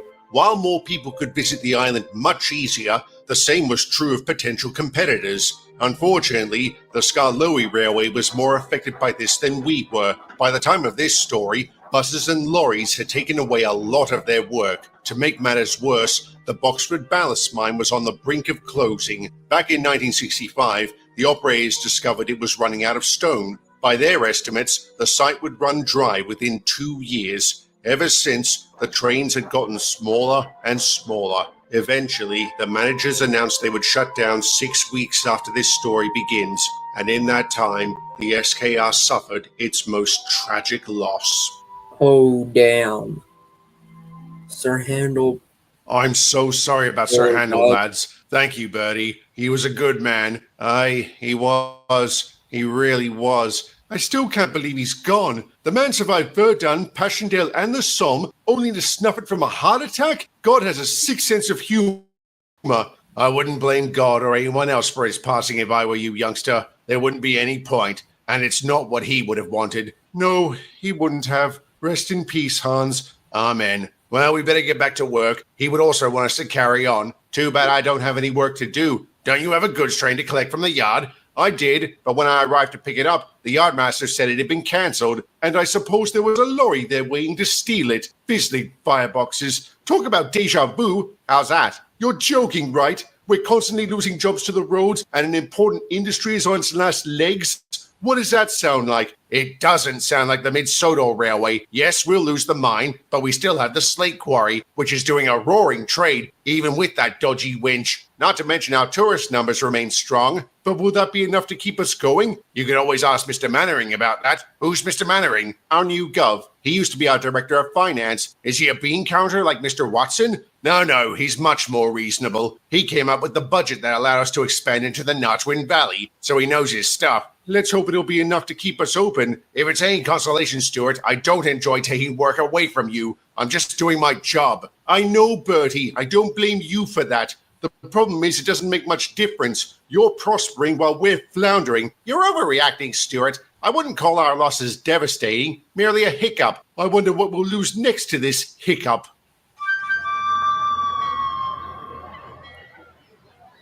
Hello, Stuart. What are you doing here, Onslow? Fishing? You're taking the daily catch? But that's Duncan's job. Not anymore. The little kipper's been cancelled. Then why are you here?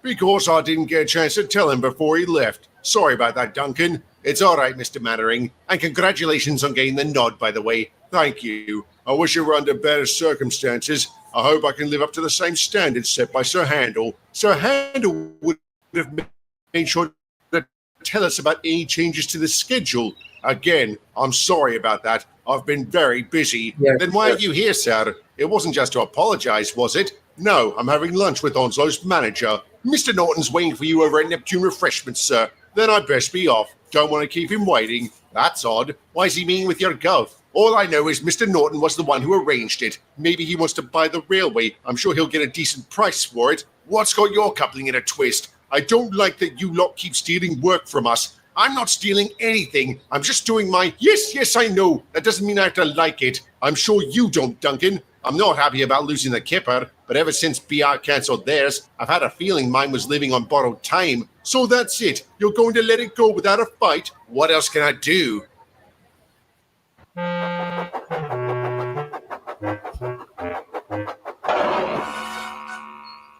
Steady on, Stuart, or you'll knock me out of this cab. Again. Sorry, I'm just very steamed up. Obviously, I spoke to Falcon the other day. He was worried about you, but not the railway. Shouldn't friends put each other before their company? Do you want to talk about it? If you spoke to Falcon, then you'll know why I'm so ticked off. Because we keep losing business to the roads. Yes, and there isn't a damn thing we can do about it. Doesn't that make you angry? Not really. If they were boasting about their windfall, that would be a different story. But they're not. Was it different back on the Mid-Sodor Railway? Well, no, but I keep coming back to the same issue. Their intention doesn't matter. The MSR still closed because of them. Now I'm worried they'll take this one. I don't want to lose another homescar, Loey. Nobody does, Stuart, but I think you're overestimating the impact they've had. If we were in dire straits, I'm sure Sir Handel would have told us, don't you think? Yes, he would have. He was very open about our situation on the MSR, and I'm sure Mr. Mannering will be the same. Assuming we can trust him, why would he meet with the owner of Norton Trucking? I don't know, but it would be wrong to assume it was anything untoward. Give the man a chance. Ask him about his meeting and the welfare of the railway.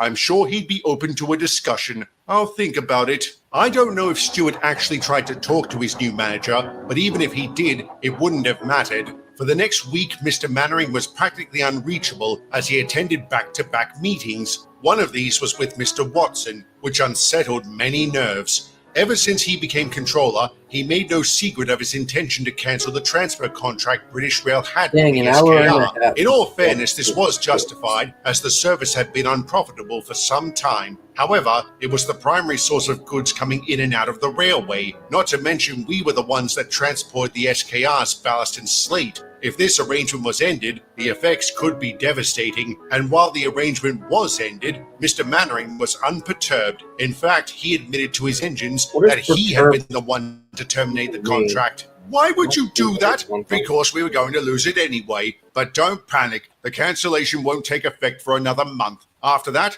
all inbound and outbound freight will be handled by Norton Trucking. Really, sir? They're going to work with us? Why? It seems there's been a lot of competition for jobs around our railway. Too much, apparently. All the trucking companies have been undercutting each other and are barely making any money. They've had to make cutbacks, which is affecting their performance. The clients can't be too happy about that. They're not. Some have already expressed an interest in coming back to us. Well, if we're going to regain our lost jobs, why do we need the help of a trucking company? Weren't you listening, youngster? We still need a way of bringing freight in and out of the railway. And Norton Trucking is the only group willing to do that. If this partnership does any good, I'll be making a similar offer to the Sodor Bus Company. Oh, wacko. What's wrong, Stuart? I thought you'd be happy. I'm sorry, sir. I'm just not chuffed at the idea of working alongside those who crippled us in the first place. I agree it's not ideal, but it's better than losing our goods and passenger traffic altogether. Maybe, sir, but this feels like befriending the burglar that robbed your house. That doesn't really apply here, Stuart.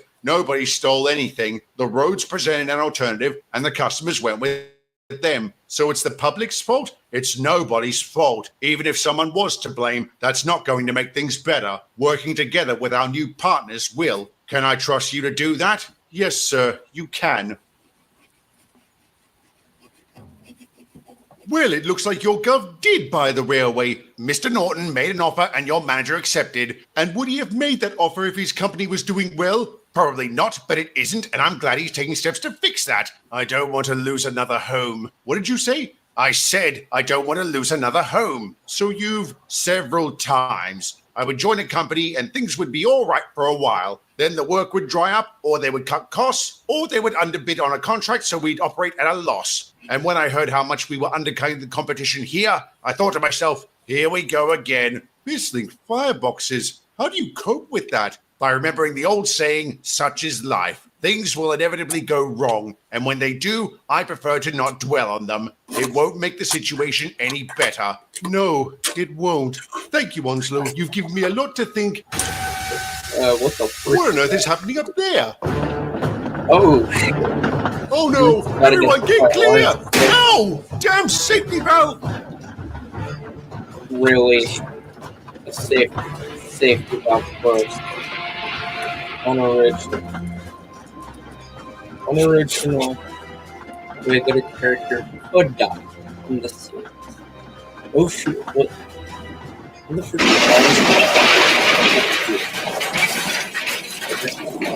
is the freaking trucks. Okay, he's alive. That's good.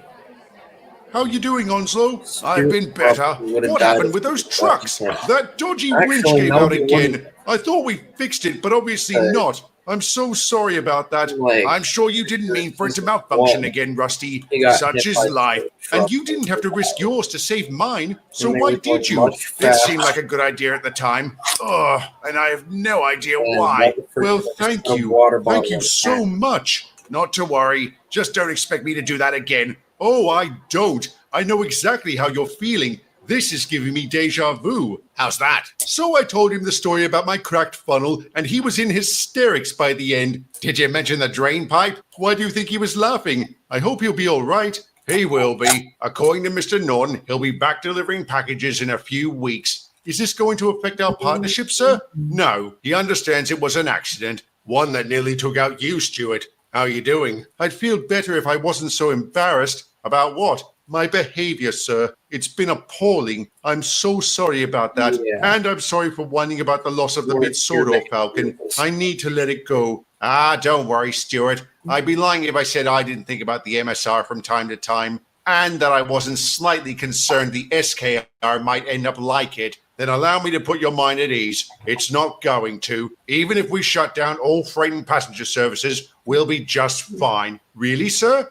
How? Tourism. It accounts for nearly 60% of our revenue. At one point, Sir Handel wanted to convert this line into a heritage railway. Why didn't he? I talked him out of it. I told him it's never a good idea to put all your eggs in one basket. But the heritage plan is on standby in case our partnership doesn't work. I'm sure it will, sir. And if it doesn't, well, such is life. I'm pleased to say the partnership between the Skarloey Railway and Norton Trucking was a huge success. Both companies benefited enormously from this arrangement and even beat out much of the competition. Indeed, the demand for their services became so great that the yard at Crovan's Gate had to be redeveloped to accommodate it. Their alliance became stronger after the Sodor Bus Company joined in. Thankfully, this powerhouse of a union didn't abuse its position. It treated its customers extremely well and is still around to this day. As for the Boxford Ballast Mine, it closed down shortly before the transfer contract with British Rail ended. It was then turned into a museum and became quite the popular tourist attraction. Not long after this happened, Mr. Mannering came to his engines and told them about the secret project he and Sir Handel had been working on for the past 2 years. But that is a story for another day.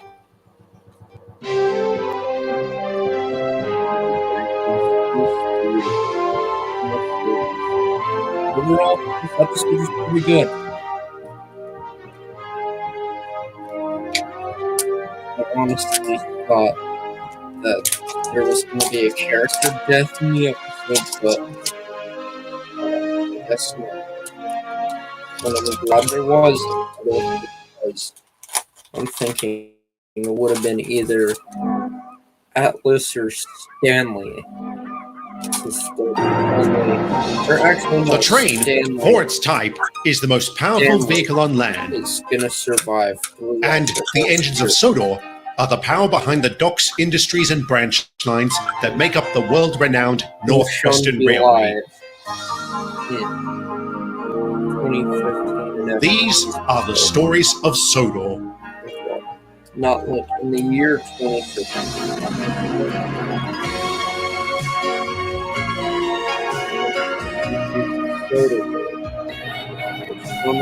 The episodes took place.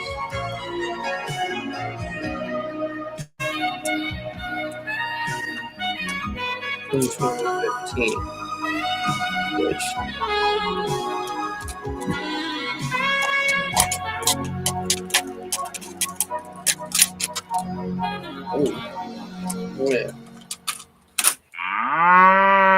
Is that Buttercup? Yep, she's finally been sold. I can't say I'm sad to see her go. Why is that? Is she troublesome? Think of it this way. In another life, her name would have been Houdini. Are you saying she's an escape artist? Yes, oh, yes. She always found a way to get out of her paddock. And then she'd mosey on down to the track and start grazing.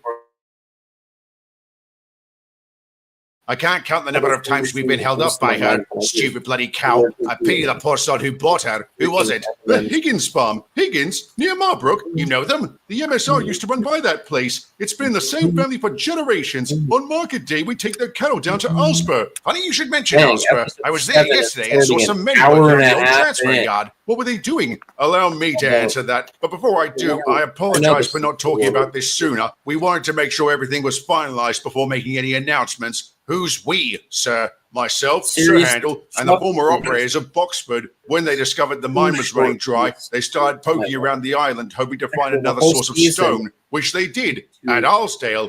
Wasn't that on the MSR too? It was. Our main sheds and workshop were located there next to the station. Well, the mine they plan to build will be on the other side of the town, and they want us to service it. How are we? Wait a minute. Arlesborough is less than 6 miles from Arlesdale. Sir, are you about to say we're reopening the Mid-Sodor Railway? Just between those two places, we'll also need to build an extension to the mine itself, and it won't be trading as the MSR. This subsidiary of ours will be called the Arlesdale Railway. Arlesdale Railway? I like that. Who's going to work on it, sir? None of you, I'm afraid, and not just because I need all of you here. As you might expect, nearly 20 years of neglect have left the line in a sorry state. All of the track will need to be replaced, and it would have been too expensive to use the same gauge. So we've had to go with something smaller. Smaller, sir? I don't believe it. Minimum gauge engines. I never thought I'd ever see one, much less 3. All right, quit your gawking pipsqueak. We're not animals at the zoo. I don't know. You could pass for a monkey's uncle, and you could pass for a monkey's ass. You two should have your own comedy program on the television. Good idea. Rex and Mike's Happy Hour has a nice ring to it. Only if you called it Mike and Rex's Happy Hour. How about the Two Stooges? How about you sod off, old-timer? Language. Hey. I think it's English. Oh, gentlemen, I must apologize for my colleagues' uncouth behavior. Don't worry, I know what it's like trying to keep impertinent scallywags in line. Oh, yeah? How many of them were there back in the Cretaceous period? None after I got through with them. Goodness, you're actually speechless. That's a first. Well done. Duke, is it? Allow me to introduce myself. I'm Bert, and these two miscreants are Mike and Rex. And this here is Atlas. Nice to meet all of you. Welcome to Sodor. Thank you. It is a thrill to be here. I'll say it'll be wonderful to start working again. Yes, Mr. Mannering told us your last railway closed. An industrial line, wasn't it? Indeed. We used to transport coal from the mines down to a transfer yard, but they shut down earlier this year. Sir Handel made our managers an offer, and here we are. Our condolences, by the way. Thank you. We hope you enjoy your new home, which we understand used to be yours. Don't worry, we'll take good care of it if we ever get there. Hey, Derek, what's the holdup? I have to wait for the express to pass. Couldn't you just nip on out before it gets here? As a rescue engine, you'd be no stranger to going fast. Pay no attention to him, Chief. Rex has always had a reckless streak. I'm not reckless, I'm enthusiastic. And whenever you get overly enthusiastic, I always have to come to your rescue. We both have. I'm hoping you left your heedless tendencies behind. This is a fresh start for all of us. We would be wise to not waste it. Oh, don't you worry, Bert. I won't.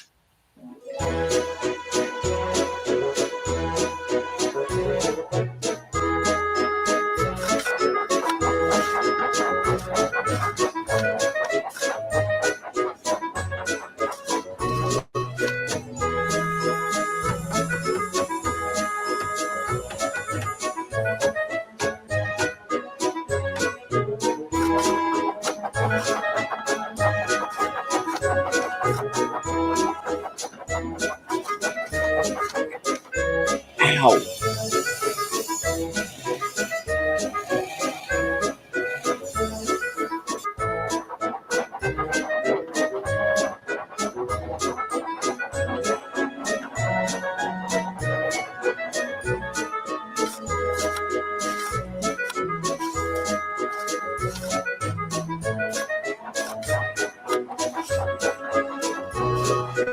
Oh, damn. You only took that roll for a while. Okay.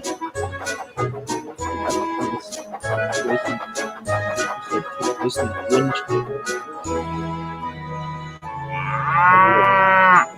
1967 or something. Stupid bloody cow. Fancy laying a thing like that out of its paddock.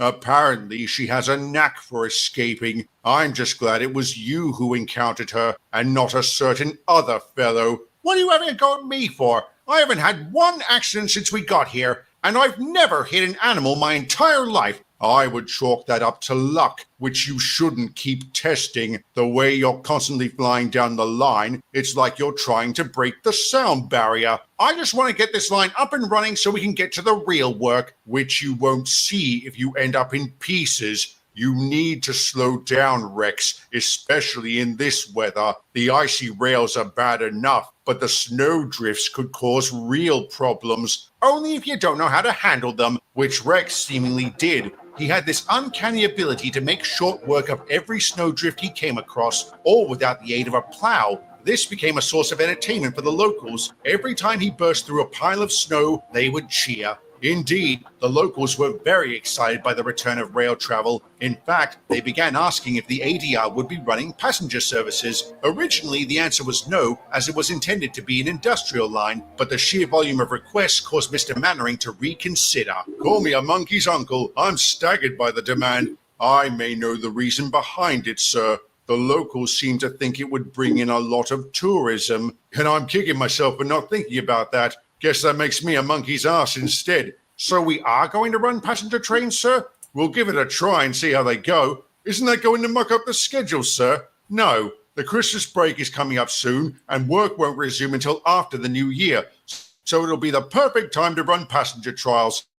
Perhaps we could offer a Christmas Day outing. That's a brilliant idea, Bert. If the initial trains do well, then we will. And what will we use for those trains, sir? Our trucks? I don't think the passengers will find those very comfy. And where will we run to? Not to mention we haven't touched the old stations since we didn't think we'd need them. Luckily for us, several volunteer groups have offered to fix up the stations. As for the route, it'll be between here and Marbrook, and I've ordered some coaches from the works. They should be here in 2 weeks. Oh, this is very exciting. We've never pulled coaches before. Ease up, Rex. They can't be that much different from trucks.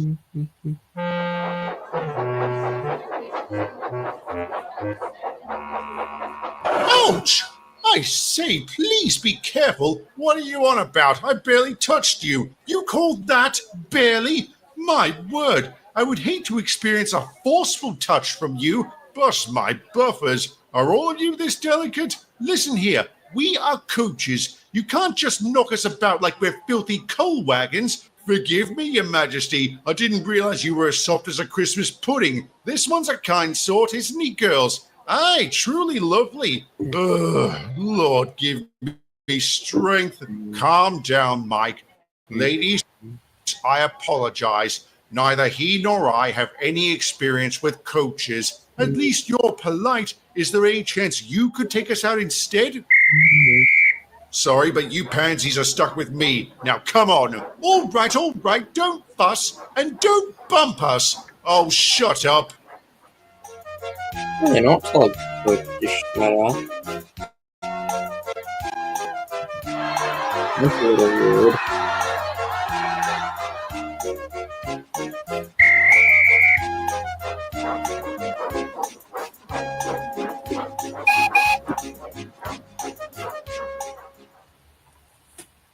Remind me, Mike, who are you always rescuing? Be quiet, will you? I'm sorry, Mr. Mannering. No, I shouldn't have thrown you into an unfamiliar job. I should have found a way to provide the necessary training. If it helps, sir, I did ask Gordon for advice when I saw him earlier. Well, it must have stuck. The passengers and the coaches sang your praises.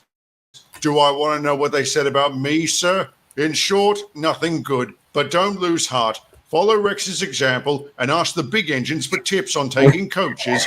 I'm sure you'll get the hang of it in no time. No time sounds all right to me, sir. I don't think I could stomach pulling those snobs again, but I still expect you to. A successful railway is comprised of engines that are willing to do a variety of jobs, whether they like them or not. Understood, sir. I'll do better next time.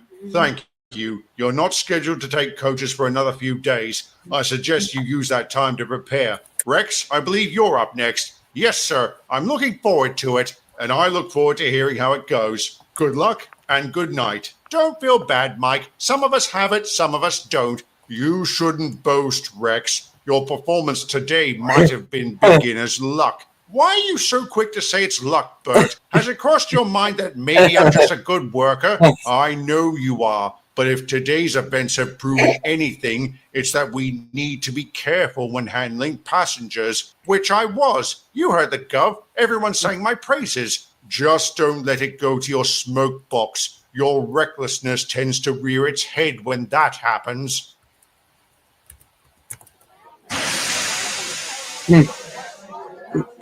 Crikey, Rex, you're so steamed up I could drop your fire and you'd still keep going. Can you blame me? Bert seems to think I'm going to get these people killed.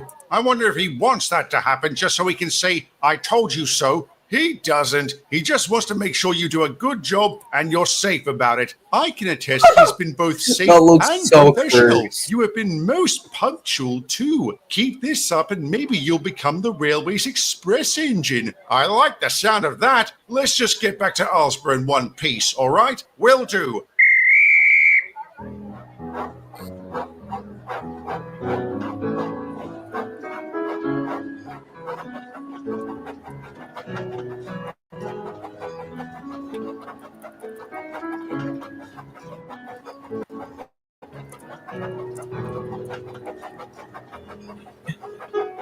Oh my god, my sense of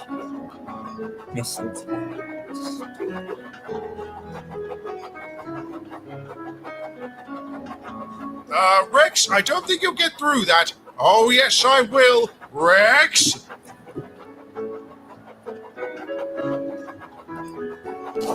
Aha! See? Nothing to it. Rex! Okay, I'm gonna be back in a few minutes.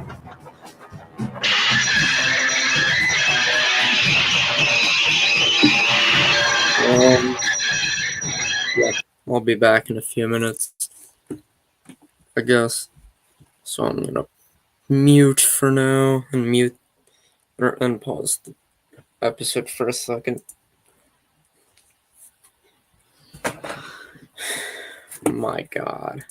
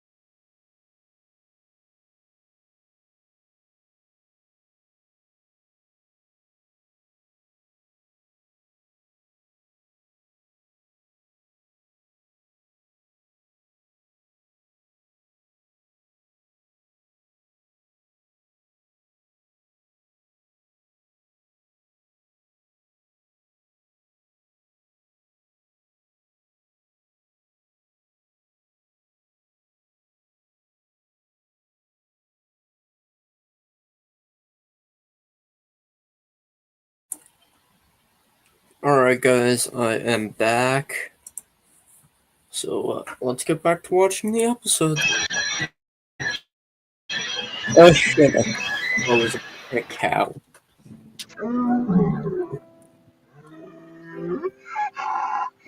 I'll turn the volume down since it's loud as shit. Why didn't he just put the poor thing out of her misery? Because she's pregnant. He wants to try Man, and save fuck her that. and the calf. I Just can't put it believe out. it. First time I ever hit an animal and it's carrying a baby. And I wouldn't have hit the stupid bloody cow if I hadn't been so stupid bloody reckless. Reckless. Don't blame yourself, Rex. Even if you were going too fast, that cow shouldn't have been there. I'm sure that'll be a huge comfort to Mr. Higgins if she snuffs it. I'll tell you what, these passenger trains seem like bad luck. Maybe we should ask the Gov to get rid of them. Let's give it one more try. It'll be my turn tomorrow. If it ends in failure, I'll be right there with you. I'm pleased to say Bert didn't experience the same misfortune as his colleagues. Mike and Rex each decided to try again. However, the former still balked at taking coaches, while the latter was rather nervous. Rex was a lot more cautious with his trains afterwards, and he was rather morose for a time as he wondered how Buttercup was doing. Thankfully, she made a full recovery and stayed inside her paddock from then on. In fact, every time a train passed by, she turned away, and she made sure her calf followed her example. That Christmas, the Arlesdale Railway held a special event, which would become a tradition for the line that remains in place to this day. A few weeks later, they resumed construction. It wasn't long before they reached Arlesdale itself and began laying down the extension to the mine. This took them through the heart of the town and past a rather eerie house. But that is a story for another day.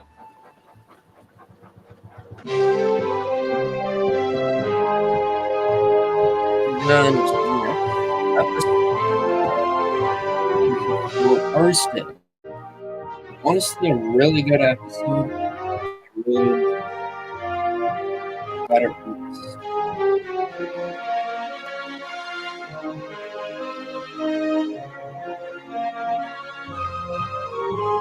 Glad to see it.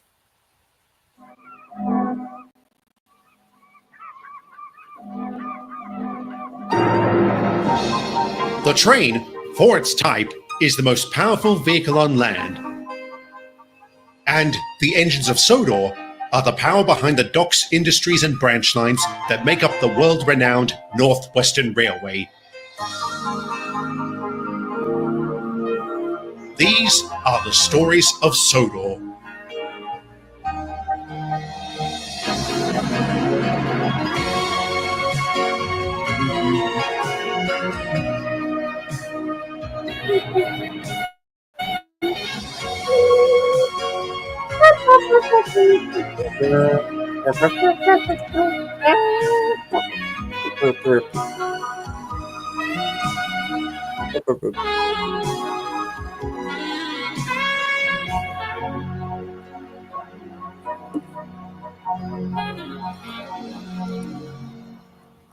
Ask any navvy what the hardest part of building a railway is, and they'll likely say the grading. This is when the land is altered to accommodate the needs of a proposed line, whether it has to be flattened, raised, lowered, and so forth. This is a time-consuming process and can be very difficult depending on the terrain. So the workers on the Arlesdale Railway were positively giddy when they learned they didn't have to worry about any of that. Thanks to the preceding Mid-Sodor Railway, the region had already been modified accordingly. Aside from repairing some bridges and removing a few trees, most of the work consisted of just replacing the track, which was pretty straightforward. This was how they were able to reach Arlesdale so quickly. While this was going on, the ballast mine was being constructed. After the line reached the site, they spent the next few months installing the necessary infrastructure, and on April 1st, 1968, the railway and the mine were open for business. Bust my buffers! You gentlemen work fast. We had a similar setup on our old railway, so this is nothing new.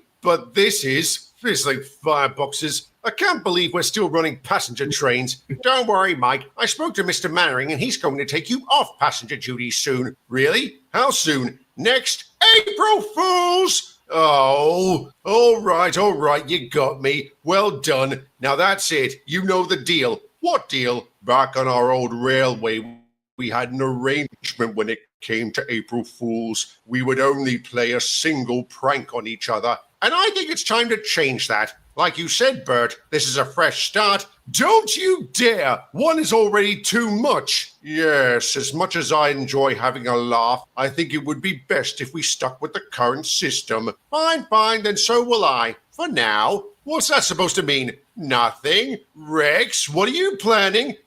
Nothing, I swear. Are you planning something? No, but it'll be so much fun making them think I am. You can be real devious sometimes. Only sometimes. I'll have to work on that.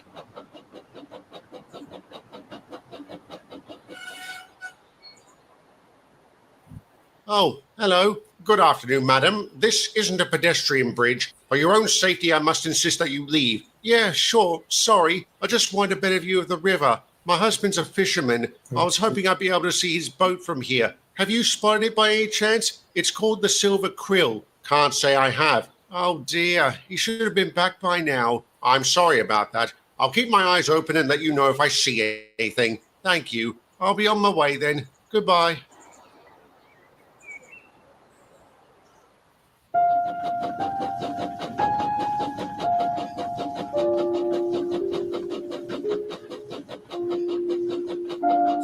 Is that music coming from the house or something? It was such a depressing tune. Me and my driver were nearly reduced to tears. And you say it came from that old house opposite the school? Who would live in a dump like that? And what sort of dump like that has a piano? I don't know, but if I never hear that song again, it'll be too soon. Getting back to the missing fisherman, have either of you seen his boat? The Silver Krill? No. What about you, Mike? Nope. Maybe he got shanghaied by pirates. That's not funny, Mike. His wife looked really worried. Understandable. The best we can do is keep our eyes peeled for the vessel. More sad music coming from that house.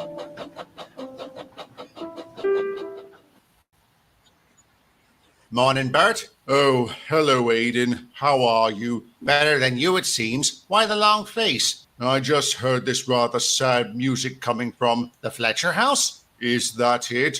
The one opposite the school? That's it, all right. It's the home of my old music teacher, Mrs. Fletcher. Why would she live in such shabby conditions? It's her choice. Just about everyone's offered to help fix up the place, but she prefers to keep it as is. She wants her husband to have something to do when he gets back. Is her husband a fisherman aboard the Silver Krill? Ah, so you finally met her. Not me. Rex has. He found her standing on the bridge looking down over the river, waiting for her husband as usual. Even after all these years, it still breaks my heart. What do you mean by all these years? Damn it. Sorry, Bert, I have to take care of this. I'll tell you the whole story later.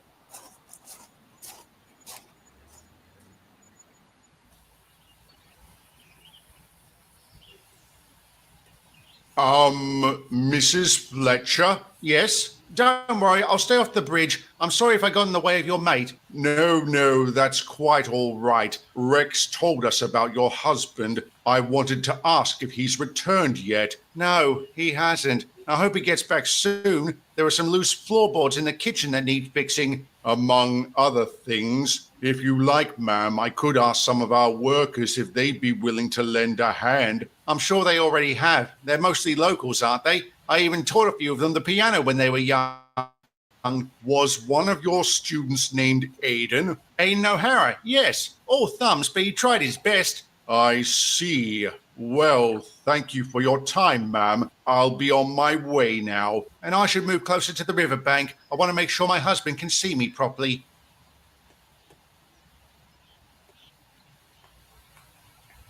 She was Aiden's teacher? Maybe it's just me, but I thought they were about the same age. So did I. Perhaps she's discovered the fountain of youth. It might also give her a light touch. When she walked away, she didn't make a sound. Bust my buffers. I didn't even realize that until you mentioned it just now. There's something very odd about that woman. And after what Gordon told us, I think she's a couple of chords short of a symphony. Why? What did he say? We mentioned the silver krill when he was here earlier. Turns out he knew about it. She disappeared back in 1941 alongside her captain, Horace Fletcher. They launched a massive search but didn't find a wreck or a survivor. He was declared lost at sea. Fizzling fireboxes. That's awful. So she's standing vigil for a man who will never return? That is heartbreaking. More like pitiful. How can someone be so daft as to waste their life like that? Shut your gob, Mike. Grief affects everyone differently. But you can't wallow in it or you'll end up,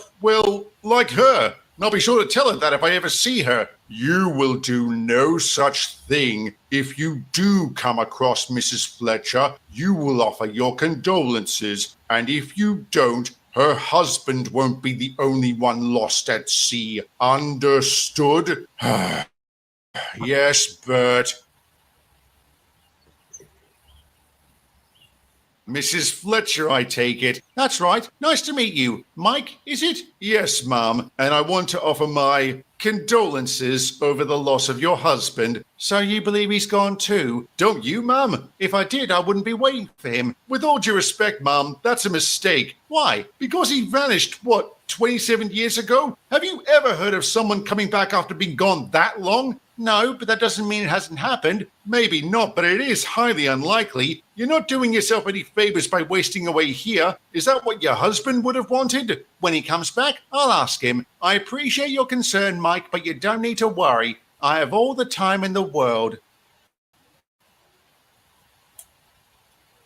Rex, get the gangplank. I was thinking more the cat o' nine tails. I'm sorry, I lost my temper. The sheer delusion, it reminded me of Matilda. Yes, watching her crumble was bad enough. I don't ever want to see that again. So you're going to try and save Mrs. Fletcher? If I can. Don't bother, Mike. We've all tried. Aiden, what are you doing here? I promised to tell you the whole story, didn't I? So what do you know? Her husband died at sea in 1941. He sure did. I was 8 years old when it happened. I remember the whole town mourned his passing. Of course, his wife took it the hardest. She stopped teaching and would spend hours every day standing on the riverbank, certain her husband would come back. And at the end of those days, she would stroll home and play sad songs on the piano. This went on for weeks until her house was bombed during the Blitz. Blimey, some people have all the luck. It's a miracle she survived. She didn't. She died that night. Aiden, are you saying she's a ghost? Yes, Bert, I am. All right, you're either late for this April Fool's or early for the next one. Regardless, I'm running you over for that sick joke. I'm not joking, Mike. It's true. Spend a bit more time on this island and you'll learn ghosts aren't exactly uncommon. Is that why nobody told us about Mrs. Fletcher? Yeah, we've all gotten used to her around here. And it's not like she causes problems. I'm guessing you've all spoken to her. Does she come across as some howling banshee? No, she comes across as a woman that needs help. And like I said, we've all tried, but she's determined to stay. We've resigned ourselves to that fact. I think you should too.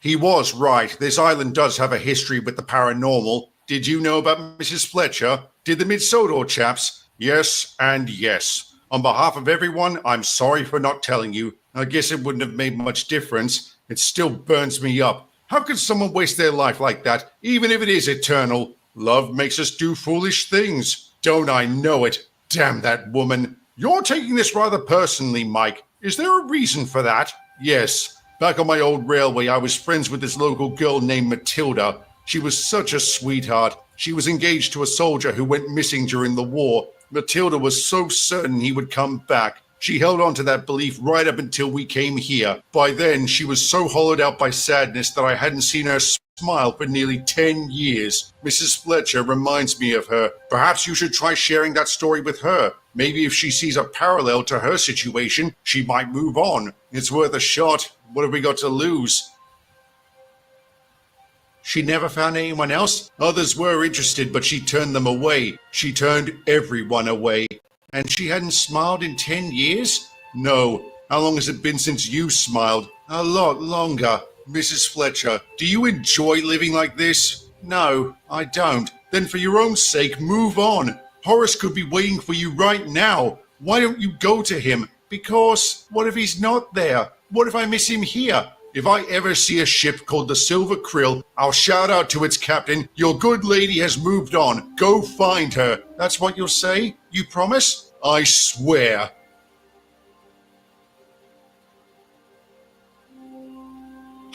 All right then, it's time for me to go. Thank you, Mike. But before I leave, one last encore.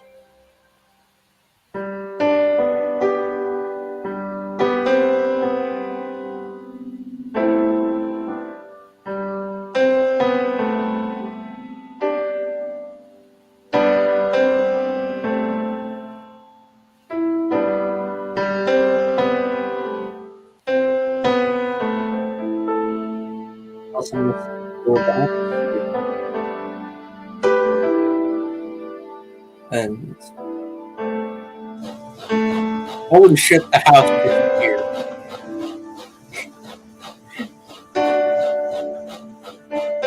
How did the whole ass house disappear? Anyways, that episode was pretty good. It was sad, but pretty good. Now we're into the 2 final episodes of the season. Protesters and Adjusters.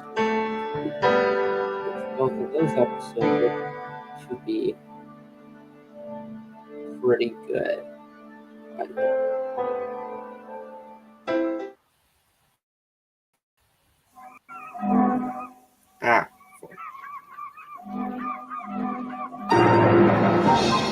The train, for its type, is the most powerful vehicle on land. And the engines of Sodor are the power behind the docks, industries, and branch lines that make up the world-renowned Northwestern Railway. These are the stories of Sodor.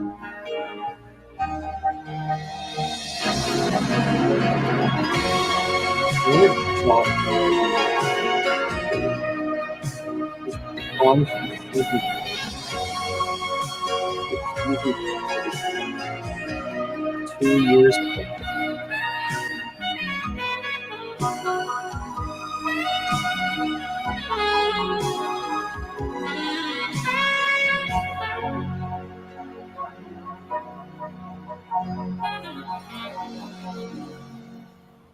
If I had to pick one word to describe the 1960s, it would be active. More so than ever before, people were getting involved in a variety of causes. On Sodor, the largest of these movements was the environment. For the most part, these newfound conservationists planted trees and picked up rubbish. However, some would stage protests outside the island's mines, factories, and quarries, demanding they either close down or adopt more eco-friendly practices. To be fair, these demonstrations were mostly peaceful, but sometimes the more zealous protesters would vandalize the businesses they picketed. And since we serviced many of these places, I'm sorry to say we also became targets. Where did they get the pig's blood? I don't know where they got it from, but I could see where they thought it was going. I wasn't about to let myself get doused, so I blasted them with steam. Soil, not oil! Shut your gob, you! What's wrong, Constable? Afraid of a little democracy in action? Bust my buffers! What are you doing here, Norman? The same as usual, striking a blow for the cause. I'll strike you if you're not careful. Is that what you tell your wife? That's enough, all of you. Mr. Grant, I strongly advise you to keep your mouth shut. And Constable Rollins, control your temper. Take this lot away from processing. Yes, Inspector. Come on, you horrible lot. Will you shut up? Bloody tree huggers come swanning in demanding we make changes and then throw a tantrum when we don't. They're worse than children. They're also complete hypocrites. What do they think is fueling those buses they rolled up in? Sunshine and magic beans? I'll say, to think I fought for their right to be stupid. If it helps, Toad, I appreciate your service. It does help, thanks. It would be even more helpful if you told that lot to shove off. Sorry, Toad, but they have a right to protest. The only way we can intervene is if their actions are disruptive or harmful. They're giving me a headache. Does that count? Sorry. Well, I've had to listen to their drivel all morning and I can't take it anymore. Please tell me you need a breakdown for your train to Waterton. Yes, I do. Come on. Morning, Wendell. Hello, Norman. You're out already? Some of us have friends in high places. Maybe if you stayed on the straight and narrow, you wouldn't need such friends. How many times have you been pinched? 5? 6? Yesterday makes 7. Lucky 7. If you were really lucky, you wouldn't have gotten arrested at all. In my line of work, that's a badge of honor. I don't think there's such a thing as a professional troublemaker. Why don't you try doing something meaningful with your life? I'm doing the most meaningful thing a man can do with his life. I'm fighting for Mother Nature. And throwing pig's blood is going to help that fight? Of course. Sometimes you have to get a little extreme to attract people's attention. But at what cost? You lot aren't exactly popular. If you really want to make a difference, isn't it best to get the public on your side? And we have been. Our numbers are going up all the time, usually after we've struck a blow. But are you attracting true believers or hoodlums? Either suits me if it gets the job done. No. Oh, why are you still friends with him? I have no idea. It's such a shame. He used to be so different. How long have you known him? Since we arrived on this branch. Back then, he would organize petitions and the like, but over time, he became more fanatical. So it was very satisfying getting to weesh him and his cronies. Hopefully that'll knock some sense into him. It hasn't, and neither of his multiple arrests. I almost think he enjoys being inside, which I can't understand. Once was too much for me. He's a lost cause, Wendell. Even his own parents disowned him. Do yourself a favor and give him the boot. Maybe I should. If he's willing to use pig's blood as a weapon, I shudder to think what else he's capable of.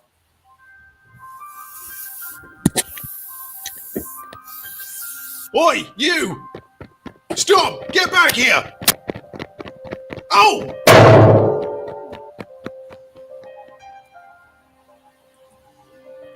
What's going on? One of the security guards is dead. What? Who? Kyle Baxter. Oh my God, that's horrible. He was getting married next month. What happened? There's some unfinished graffiti on the wall over there. We think Mr. Baxter caught the perpetrator in the act and gave chase. And those bloody tree huggers killed him? Or it could have been an accident. We don't have all the details yet. Either way, it would be wrong to assume the protesters were responsible. But assume is exactly what everyone did. Public sentiment towards the protesters had always been tense. When word got out they may have killed an innocent man, it became outright hostile. Fights began breaking out, leading to a crackdown by the police. Dozens of people were arrested, mostly demonstrators. In hindsight, the authorities were clearly using Mr. Baxter's death as a pretense to disrupt the protesters. It never crossed our minds that maybe they were taking advantage of the situation, but that didn't stop Wendell from challenging their more questionable actions. What are you running them in for? Disorderly conduct. We heard they were throwing things at you engines. Someone's been telling you porkies, Constable Rollins. They weren't doing anything. Then they have nothing to worry about, which is more than can be said for you. I saw you hit one of them in the gut. You need your eyes checked. Rubbish. You saw it, didn't you, Will? No, I didn't. So it's my word versus yours, and nobody cares what a felon has to say. That was 30 years ago. I haven't committed a single crime since. Or you just haven't been caught. Once a crook, always a crook. Then you won't mind if I file a complaint. Go for your life. I could use a good laugh. Rotten swine. And so are you. I know you don't like the protesters, but I can't believe you'd want them to get hurt. I don't. But I'm not going to say I saw a copper beat one of them when I didn't. Well, I know he did, and I'm going to report it to Joey. Are you sure that's a good idea? Why wouldn't it be? I think if you badmouth a policeman, he'll be less likely to help you when you need it. I'll take that risk. Joey, this is Wendell. Come in, over. What did he say? That he'll come by later to take my statement. But now I'm starting to wonder what's the point. Rollins didn't seem overly concerned, and how credible am I as an ex-con? Don't worry about that, Wendell. What you did wasn't exactly the crime of the century. And it's not like you wanted to do it. Just tell Joey what you saw. I'm surprised to hear you say that, Toad. I have expected you to tell me to keep my mouth shut. And if the coppers hadn't been so heavy-handed lately, I might have. But I didn't fight against a police state just so Britain could become one. And it's a good thing Joey is coming. I need to have a word with him. About what? Thank you, Wendell. If these accusations are true, then Constable Rollins has committed a very serious offense. Is he looking at prison time? Depends on how severe the injuries are to the victim. In all likelihood, he'll be suspended, and that's assuming we can prove anything. Aren't you going to talk to the protester? Of course, but people don't tend to say nice things about the officers that arrest them. It all comes down to credibility. Exactly. Nonetheless, I'll look into the matter thoroughly. I know you will. And there's something else. Toad has some information you need to hear. About Rollins? And the Baxter case. I was at Waterton the night it happened. What? You're a witness? Sort of. I was asleep in a siding when I was woken up by a loud bang. I didn't see what it was, but I did see Norman Grant running across the compound. How do you know it was him? Last year, he got caught writing graffiti on my side. I made sure to remember his face. If you're so certain it was him, why didn't you say anything? I did. I told Constable Rollins the morning after it happened. He said he'd look into it and told me to keep quiet. If this is true, he better have a good explanation. He's wrong. I never spoke to him. It must have been someone else. Toad was certain it was you. He said it was the same officer that pinched Mr. Grant for tagging him. And according to his arrest record, that was you. I don't remember, but if that's what it says. Do you also not remember he was one of the protesters we collared at Tidmouth the other day? Yes, I do. I also remember processing him like you ordered. That's interesting because I checked, and only his accomplices have gone through the system. Mr. Grant seems to have fallen through the cracks. I don't know what to say. I filed all the paperwork. If something got lost in the shuffle, that's not my fault. Then you won't mind resubmitting the necessary forms, will you? That might take a while. I'm working double shifts. These protesters have been keeping us busy. And while we're on the topic, a complaint has been made against you. So Wendell went through with it. I shouldn't be surprised. Their kind always cover for each other. Their kind? Crooks. So you deny the allegation? Yes, I didn't hit that bloody tree hugger, and he'll tell you the same. I'm sure he will. Thank you, Constable. You can return to your duties.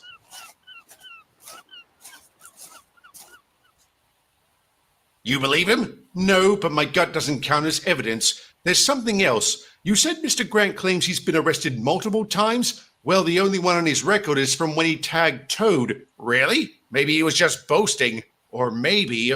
What? He did say he has friends in high places. Perhaps there's something going on between him and Rollins. He could be bribing him. Whatever the truth is, we need to find it as soon as possible. We? I'm not just confiding in you because you're a good listener, Wendell. I need your help. Mr. Grant considers you a friend, doesn't he? I think so. Why?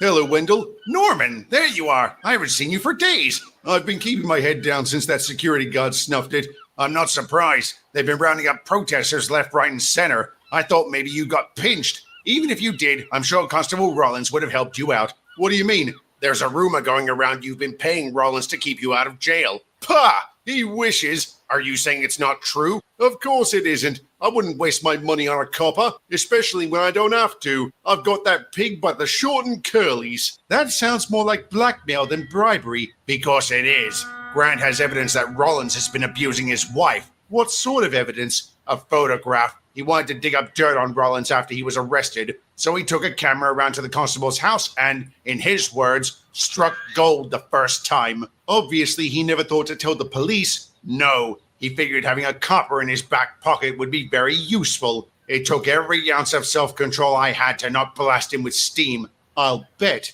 Did he say anything about the Baxter case? He admits he was there and he got caught, so he legged it, but he swears he didn't touch Kyle. He reckons he must have tripped and hit his head. Do you believe him? No, but like you said, gut doesn't count as evidence. Let's just hope there's enough to put him and Rollins away for a very long time. Thankfully, there was. Norman Grant was charged with the murder of Kyle Baxter. The statements provided by Wendell and Toad were enough for him to plead guilty. The police also found the photo he had been holding over Rollins. The constable was swiftly arrested and had the book thrown at him. In an ironic twist, his malfeasance united the protesters and the public. They began demanding the local authorities be investigated for any other signs of corruption. So an inquiry was launched, and I'm sorry to say it didn't take long for them to discover there was more than one crooked copper on Sodor. But that is a story for another day. Dumbass, move. Go move. This guy's trying. Come on. Let me yoink. This guy's trying. Damn it, this guy's stupid. Bro. I hate these stupid little kid trolls that straight up have no life. The train, for its type, is the most powerful Oh, vehicle on land. Dumbass. And the engines of Sodor are the power behind the Whoa. docks, industries, and Go branch lines that forward. make up the world-renowned Northwestern Railway. Dumbass. These are the stories of Sodor.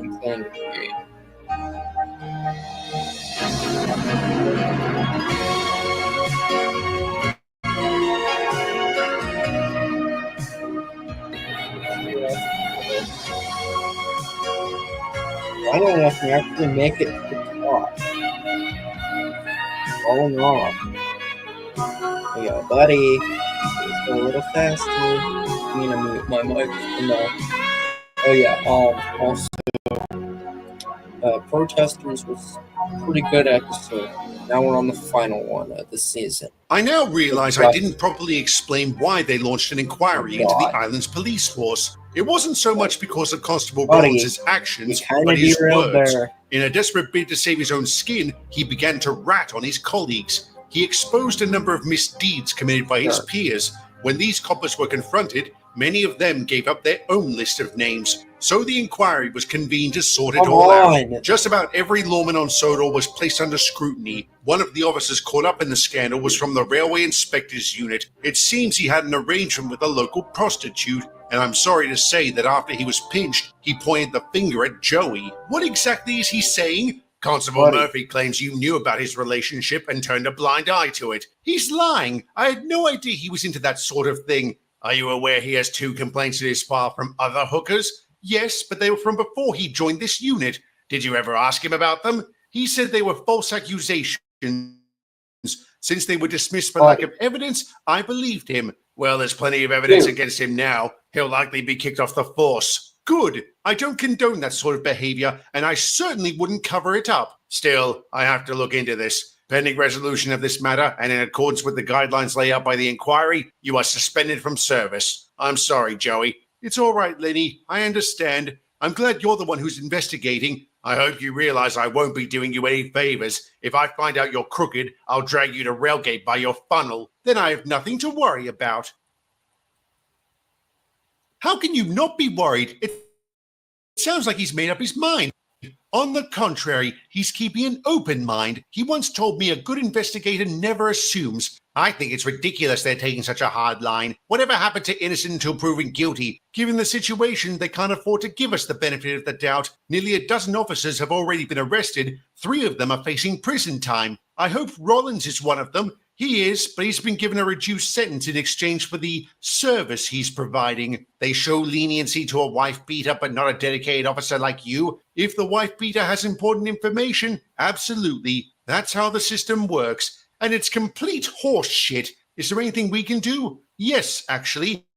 I'm not going to sit around waiting to be cleared. I asked Mr. Watson if there were any jobs I could do around Sodor, and he mentioned your branch line has been very busy lately. So here I am. That's great. We could use the help. If memory serves, you used to work on a branch line before becoming a copper. Yes, but that was a very long time ago, so I'm bound to be rusty. Any guidance you chaps can provide would be appreciated. Well, we learn through experience, and I'm taking a rail tour in 15 minutes. How about we double-head it? Brilliant.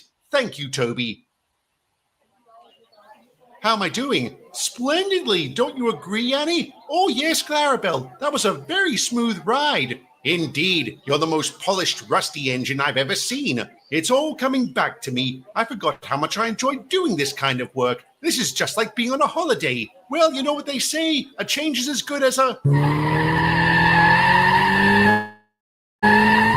There he goes again. Who? His name's Elliot. He works up at the quarry. Does he speed often? Often enough that I can count on one buffer the amount of times he hasn't. It's a miracle he hasn't killed himself or anyone else. Have you informed the local authorities? Yes, but it hasn't made any difference. Maybe I should have a word with them. Suspended or not, I'm still an officer of the law. What have you got to say for yourself, Constable Clark? I've given him several warnings, but no actual fines. Why? Because he's such a nice chap, or because the price is right? I know you appeared before the inquiry for taking bribes. The inquiry proved those allegations were false. The only money I've ever taken is my pitiful salary, but thanks to you, I now have a blot on my record. All I did was expose a crooked copper. He's the one who sold out the department, and I heard one of your people sold you out. What goes around comes around. Don't pop the champagne, Clarky. Like you, I'm innocent and I'll be reinstated shortly. Best of luck if that happens. You're going to need it. What did he mean by that? He means I'm not very popular amongst my fellow officers. Many of them blame me for the inquiry. Why? Like you said, Rollins was the one who turned grass, but I arrested him. I let the cat out of the bag, so to speak. Would they have preferred you did nothing? No, but I'm sure they'll be reluctant to work alongside someone they consider a rat. Would you want to be around Whiff if you thought he'd report you for the smallest infraction? Probably not. No offense, Whiff. None taken. What are you going to do? The question is, what will my superiors do? They probably see me as a troublemaker now, and troublesome cops don't make it very... What's wrong? Inspector Fairbanks? Mr. Dobson? Elliot Dobson, I don't believe it. And I didn't want to believe that was you yesterday. I hoped I was hallucinating. Explains why Clarky gave me a fine. Was that a consolation prize? I had no idea that was you. I saw someone commit a crime and acted accordingly. Is that why you never found Helen? Because you had dodgy eyesight? We followed the evidence in the wrong direction. That could have been avoided if you had just given us an alibi. It's not our fault you refused to cooperate. I had a very good reason not to, which was nothing. Just leave me alone. How do you know him? From a case Lenny and I worked on the mainland. 5 years ago, a British rail ticket clerk named Helen Dobson disappeared. Her car was found at a local park and there was blood on the ground. Her husband was the primary suspect. According to her friends, she thought he was having an affair. Was he? Not that we could prove, and he denied it. He also proclaimed his innocence, but refused to give us an alibi. We wanted to hold him, but couldn't. There were no witnesses to the crime and no body, so we released him. The case went cold after that. I later heard he was run out of town because everyone thought he had killed his wife. Well, he's picked up a new one since. Are you saying he got remarried? Apparently. Her name's Agatha. Agatha? You know her too? One of Mrs. Dobson's friends was named Agatha Crawford. Bust my buffers! With friends like that? Indeed. I think I need to have a word with the new Mrs. Dobson. Good morning, Mrs. Dobson. Hello, Inspector. It's been a while. Yes, it has. Do you mind if I ask you some questions? Are you even allowed to do that? I heard you got suspended. What happened? You fingered one too many innocent blokes? Relax, Elliot. We have nothing to hide. Go ahead. How did you two end up together? We've known each other since high school. I introduced him to Helen. I never believed he killed her and stuck by him after she disappeared. We got close, and the rest is history. Was there anything romantic between you two prior to that? No. How many times do I have to say it? I didn't cheat on Helen. We found her journal, Mr. Dobson. She made notes every time you left the house. The pattern suggests you were up to something. It wasn't infidelity. Agatha! Elliot, tell him. Ugh. Gambling, all right. I had a gambling problem back then. I'd sneak out and go to a bookies. There weren't any bookies in that town. This was more of a back alley kind of place. That's where I was when Helen disappeared. Is it still there? I have no idea. You're not going to check, are you? The bloke who ran it was a very hard man. If he can confirm your alibi, it would eliminate you as a suspect. Don't you want that? I guess. But I'm blaming you if I end up with 2 broken legs. Duly noted. Mrs. Dobson, can you account for your whereabouts that day? I was at home sick with the flu. Did anybody see you? No, I lived alone. What sort of car did you drive back then? I didn't own a car. I used to take the bus or ride my bicycle. I see. I think that's all for now. Thank you for your cooperation. I'll be in touch. Interesting. You're not mad? Why would I be? Because I shouldn't have been asking questions. Lucky for you, time is on your side. As of 0800 hours this morning, you've been reinstated. Really? That was fast. There wasn't much to investigate after Constable Murphy admitted he lied. He thought he could save his career by offering up someone higher on the food chain. And did he think evidence was going to magically fall out of the sky? Well, it's like I told you when we first caught this case. Some men think with the wrong head. But if Mr. Dobson's alibi pans out, then we were clearly wrong about him. What do you think about his new wife? I'm not sure. Their relationship feels very strange. Do you think there was anything between them? No, I don't. I also don't believe their friendship is solely the reason she supported him. I think she knows for a fact he didn't murder his wife. But why would she? If they weren't having an affair, what's her motive? Even if she did, how do we prove it? We still don't have a body. I might have an idea, but it's risky. Oh, come on. When's this going to stop? Right now. We located the bookie's owner. He confirmed your alibi. He's currently doing time, so you needn't worry about reprisal. He also said no hard feelings and many happy returns to the both of you. Why didn't you mention you also gambled there, Mrs. Dobson? I'm sorry, I guess I forgot. You must have also forgotten about your neighbor. My neighbor? The one whose car you borrowed the day Helen disappeared? He said you didn't bring it back until late in the evening. No matter. We already asked the first Mrs. Dobson about that. What? She's alive? And she's right over there. Helen? You sick bastards. What fucking game are you playing at? We're sorry, Mr. Dobson. We had to prove your second wife killed her. And how did you do that? You didn't look. Of course not. I know she's dead. How? Agatha, you didn't kill her, did you? It was an accident. She called me earlier that day and asked me to meet her at the park. I borrowed my neighbor's car and drove over. As soon as I got there, she accused me of having an affair with Elliot. Someone saw us near the bookies and told her. I said it wasn't true, but she didn't believe me. We started fighting. I pushed her. She fell back and hit her head. What did she do with her body? I loaded it up in the boot and drove out of town. I stopped alongside a riverbank and threw her in. I'm sorry. I'm so sorry. You're sorry, you bitch? What the fuck? Buddy's getting arrested for sure. You arrested him? We had no choice. He killed his wife. At least you were able to solve your case. Too bad the inquiry didn't agree with our methods. They think we created the situation that led to Mr. Dobson's outburst. I'm sure his barrister will make good use of that. What's going to happen? Have you both been suspended? We were given that option, but since the odds were stacked against us, we would likely be sent to Railgate. Our superiors said we could avoid that if we resigned. And you did? Coppers don't do well inside. What a load of rubbish. I'm so sorry, lads. It's probably for the best. Like I told you in Whiff, I wouldn't have had an easy career going forward. And I was getting tired of the whole system.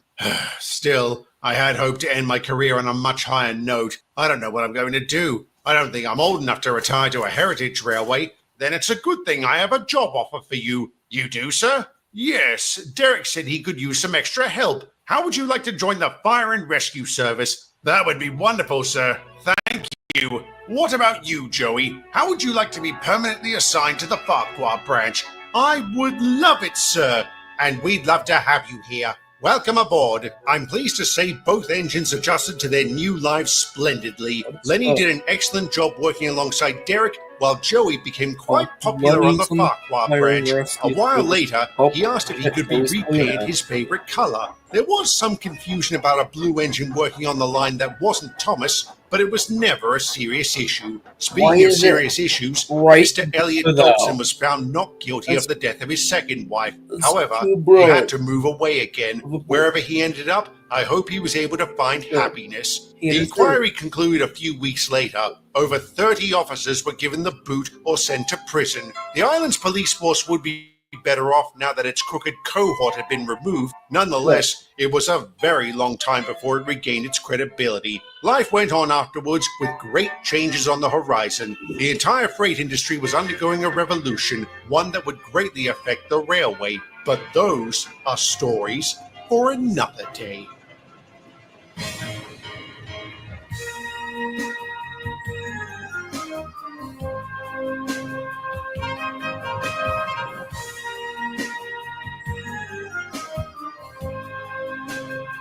Wow. The season was interesting, to say the least. Let's finish the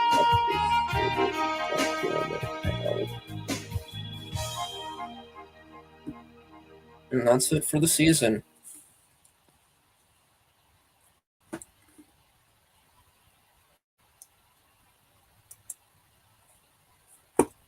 That was season 6 of Stories of Sodor.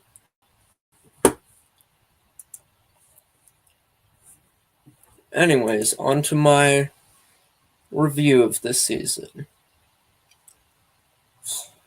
talk about each episode and give my thoughts on it.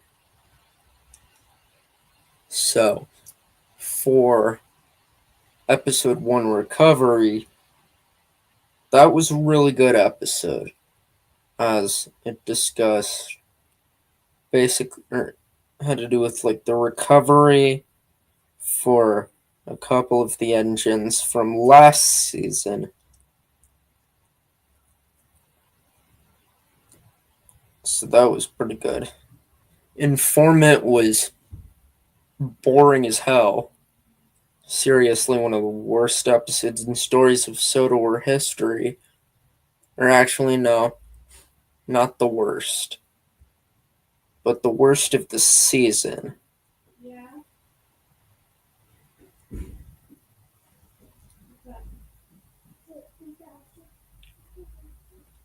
And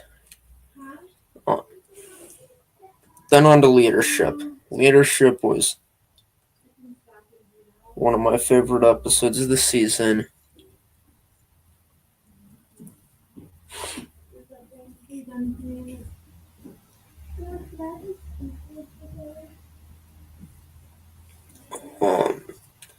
Episode 4, Troublemaker, was also a good one. It was the longest episode of the season, in fact, which that's good.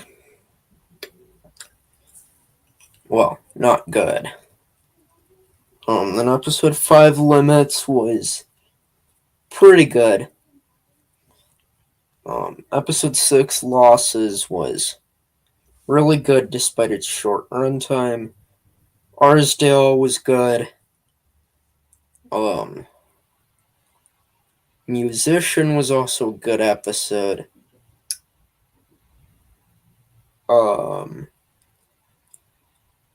Protesters was okay. It was not my favorite episode whatsoever. But it was just alright. Better than Informant, though. Informant was an awful episode. But then Adjustment was good, but could have been way better. It should have been twice the length, or at least 1.5 times the length. And then it also, the plot of Adjustment was just not too good, honestly. Like, I thought it was just gonna be like Joey getting fired from the railway inspector's unit and finding work on the Farquhar branch line and adjusting to that. And then I also thought it was going to be where Lenny also got fired or quit and went to help with like trains on the main line or something. But I mean, at least Lenny is actually working on the railway now. But then there's also the run times of the episodes were not very good either. They could have been a lot, and I mean a lot longer. Like, for example, at least the episode run times weren't as bad as the last season. Last season had awful run times. Like, seriously, last episode of the season was only like 16 minutes long, but at least that's longer than the last episode of the season this season. And then the stories were better and felt more connected. And I'm glad there weren't any characters killed off this season. Well, besides Dudley. But Dudley kind of freaking deserved it after he assaulted an engine, trapped Boko in a siding,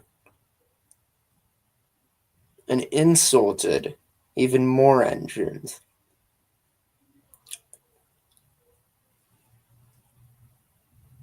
And in turn got arrested and then killed in a crash.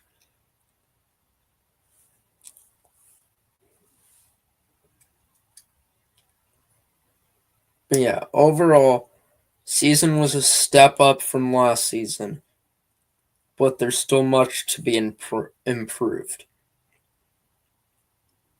Hopefully by season 7 at least, the episodes will be at least like 20 or like 15 to 20 minutes long for the episodes next season of Stories of Sodor, but that's just something I'm hoping for the next season. And um Stories of Sodor just seriously needs to get improved. With the runtime, the stories. Oh yeah, and I can't forget that um like in some of the in like all the episodes where there's like scenes or something where it's just music and the camera pans around or something. Like that's just seriously stupid. And like it just makes the episodes have less of a plot. And like it was good in previous seasons. Like it was good in previous episodes and seasons.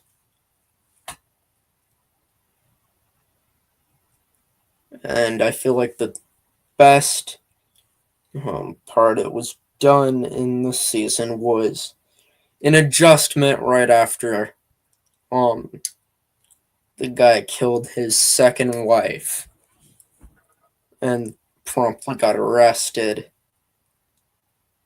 That scene deserved to be silent. And like Joey and Lenny didn't speak in that scene, and neither did any of the cops, but it was clear that the guy would get arrested.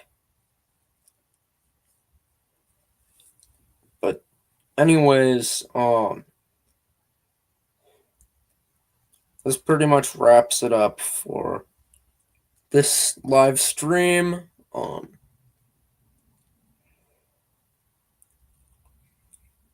I'm glad I remembered to live stream reacting to the episodes of the season, but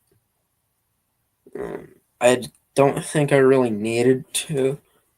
But I at least wanted to give my thoughts on the season. Yeah, overall, it's a step up from last season, but both this season and the last season have been step downs from previous seasons, like season 4. Anyways, that pretty much wraps it up for this live stream. Hope you guys enjoyed, and goodbye.